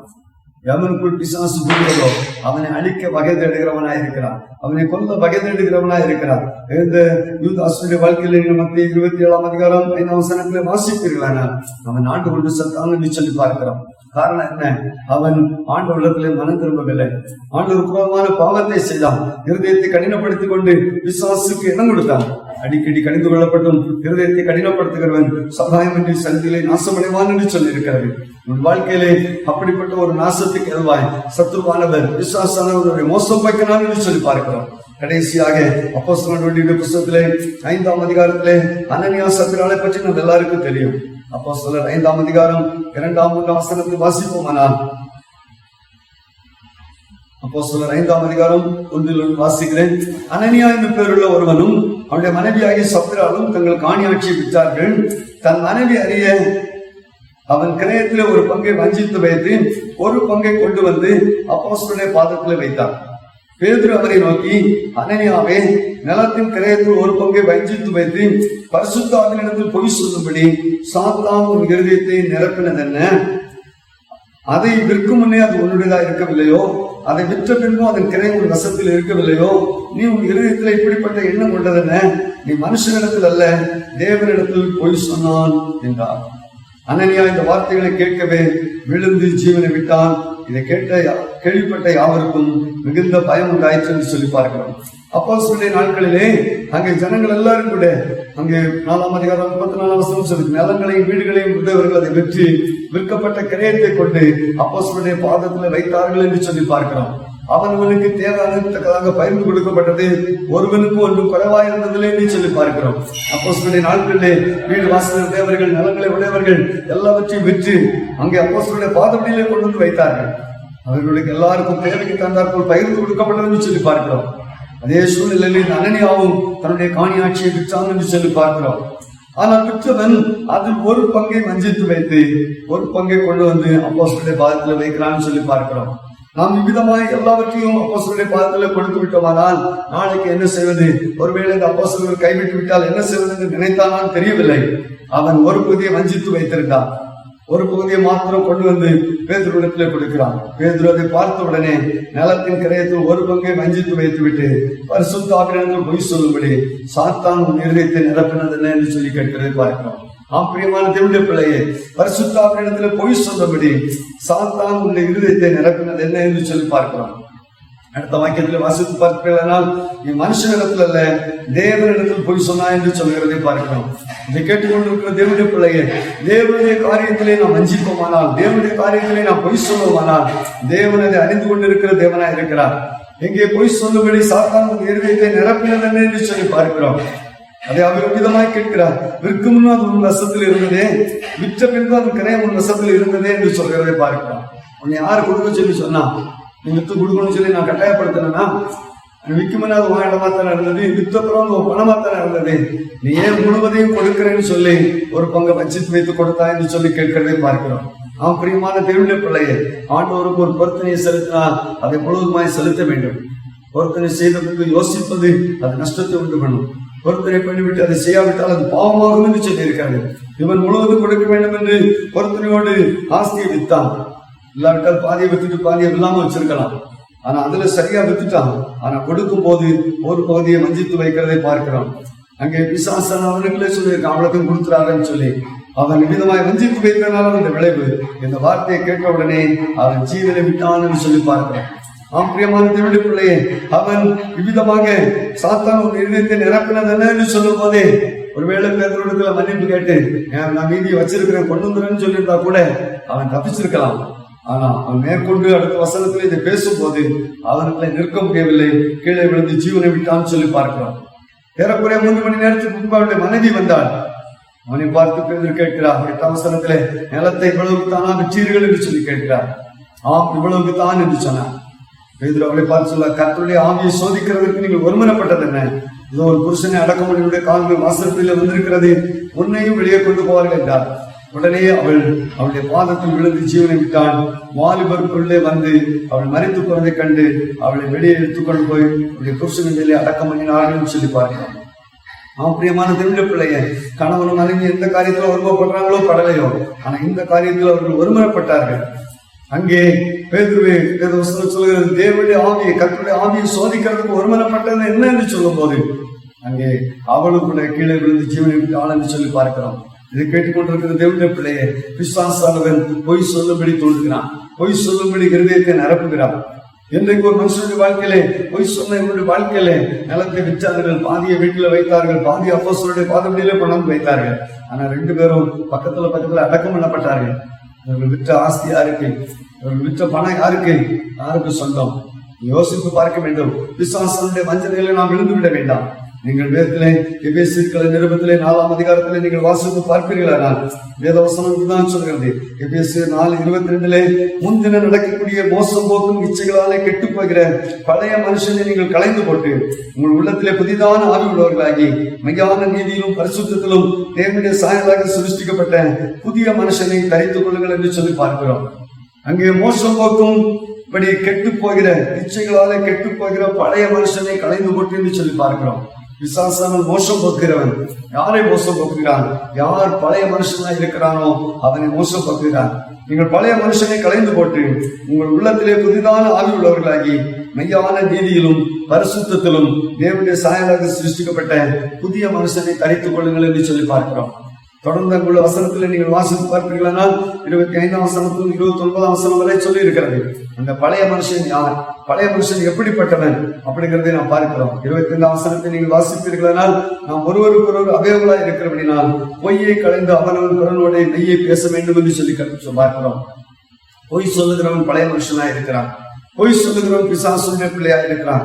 பொய்யை களைந்து மெய்யை பேச வேண்டும் என்று சொல்லி பார்க்கிறோம். 26ஆம் வசனத்திலே பார்க்கிறோம், நீங்கள் கோபம் கொண்டாலும் பாவம் செய்யாதீர்கள், சூரியன் அஸ்தமிக்கும் முன்பாக உங்களுக்கு எரிச்சல் தனியே கடவுள் என்று சொல்லி பார்க்கிறோம். பொறாமை, எரிச்சல், கோபம் இவைகளெல்லாம் பிசாசுடைய குணாதிசயங்கள். நீங்கள் கோபத்துக்கு இடம் விடாதீர்கள். ஒருவேளை கோபம் வந்தாலும் நீங்கள் பாவம் செய்யாதீர்கள். சங்கீதம் 4:4 சொல்லி இருக்கிறது, கோபம் வந்தாலும் பாவம் செய்யாதீர்கள், உங்கள் படுக்கையிலே அமர்ந்தீர்கள் என்று சொல்லுகிறதை பார்க்கிறோம். 28ஆம் வசனத்திலே நீங்கள் வாசிப்பீர்களானால், திருடுகிறவனை நீ திருடாமல் குறைச்சல் உள்ளவனுக்கு கொடுக்கத்தக்கதாக தனக்கு உண்டாயிருக்கும்படி தன் கைகளினால் நலமான வேலை செய்து பிரயாசப்பட கடவன்.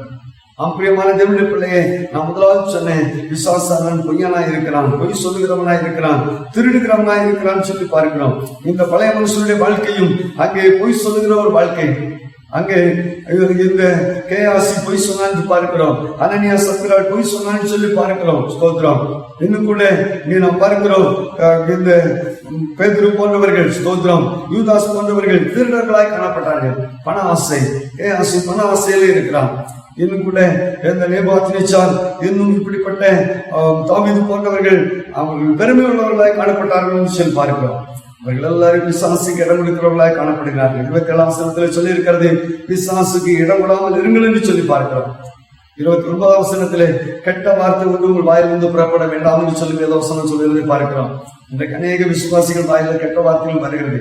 என்னுடைய ஊழியக்காரர்களோடு ஆத்திரத்துல கெட்ட வார்த்தையை பேசுகிறாங்க. வேதவசனம் சொல்கிறது, பக்தி விருத்திக்கு ஏதுவான நல்ல வார்த்தை உண்டானால் கேட்கிறவர்களுக்கு பிரயோஜனம் உண்டாகும்படி பேசுங்கள் என்று சொல்லி இருக்கிறது. கெட்ட வார்த்தை பேசுவது பாவமா? கெட்ட வார்த்தை பேசுவது பாவம் தான். ஆண்டவருக்கு பிரியமான நல்ல வார்த்தைகளை, பக்தி விருத்திக்கு ஏதுவான வார்த்தைகளை, கேட்கிறவருக்கு பிரயோஜனமான வார்த்தைகளை நாம் பேச வேண்டும் என்று சொல்லி தேவன் விரும்புகிறார்.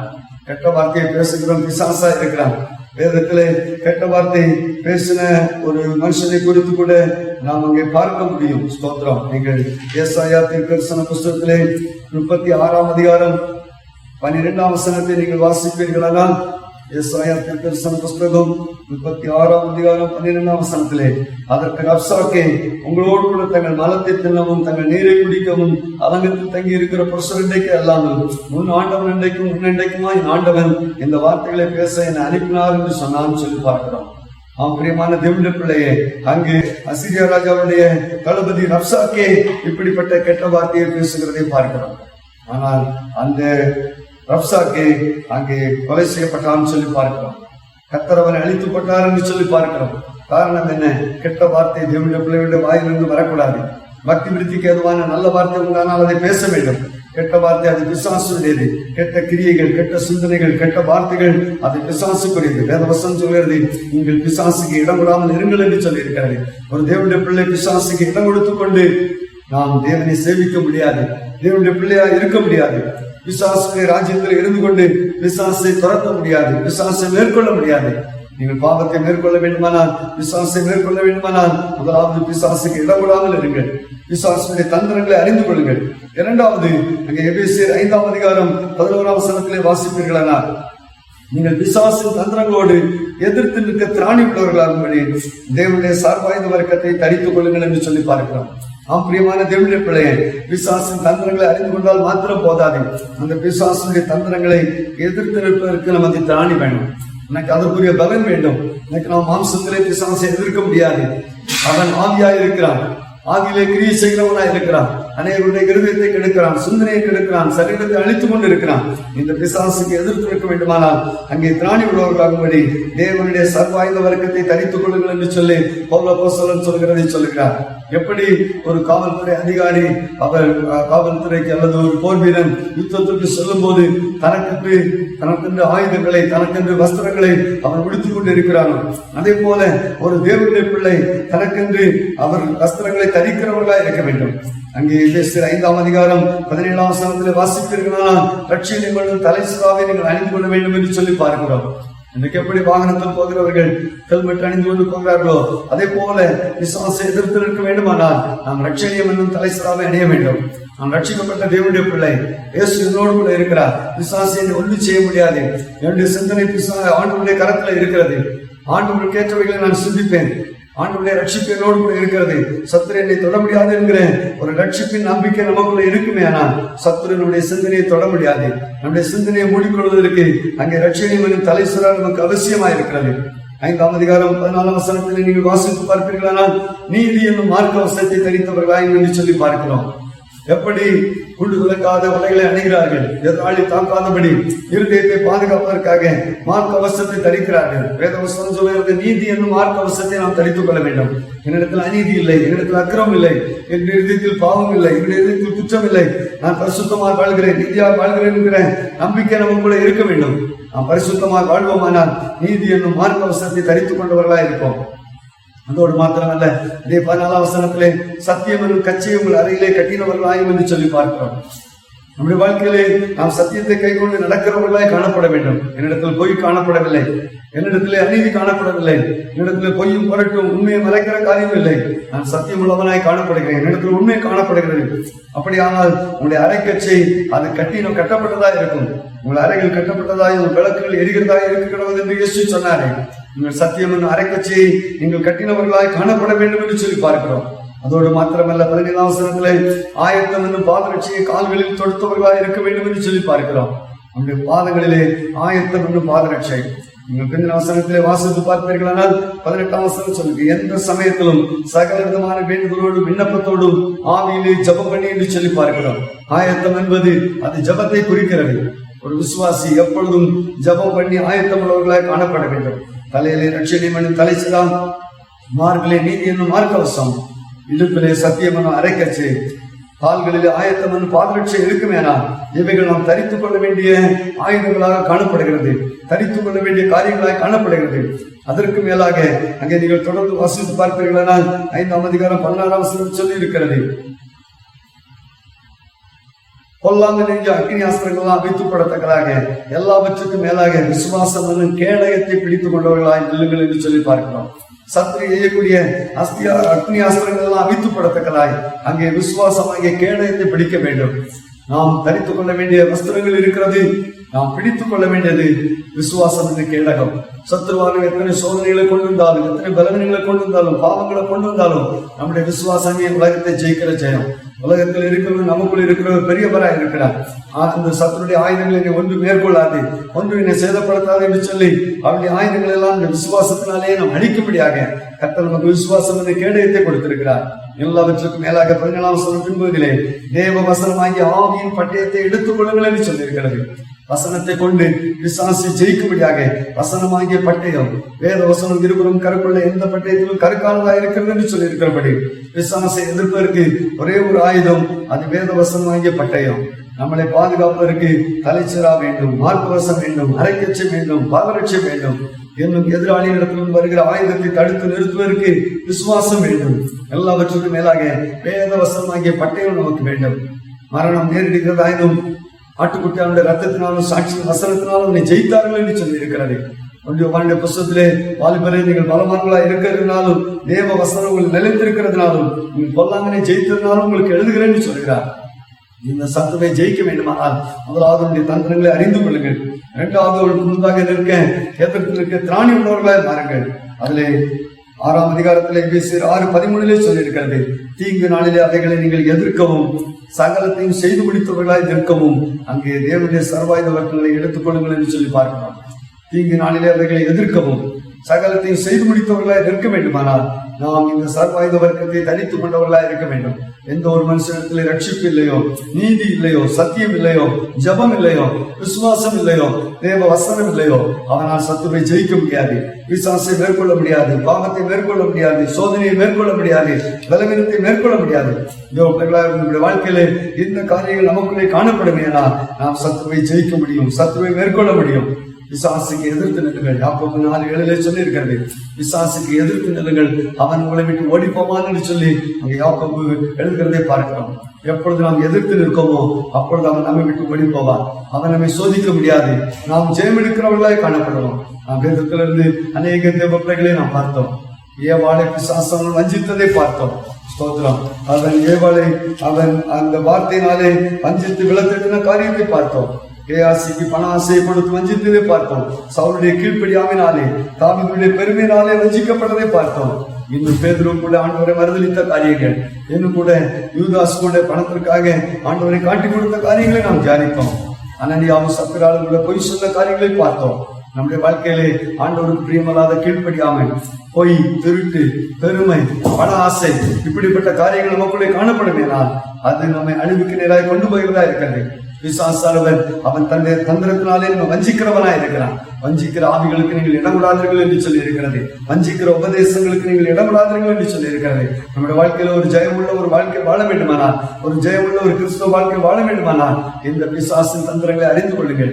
அவைகள் நமக்கு தெரியாதவைகள் அல்லவே என்று சொல்லி பவுல் அப்போஸ்தலன் சொல்கிறார். பிசாசின் தந்திரங்களை அறிந்து கொள்ளுங்கள்.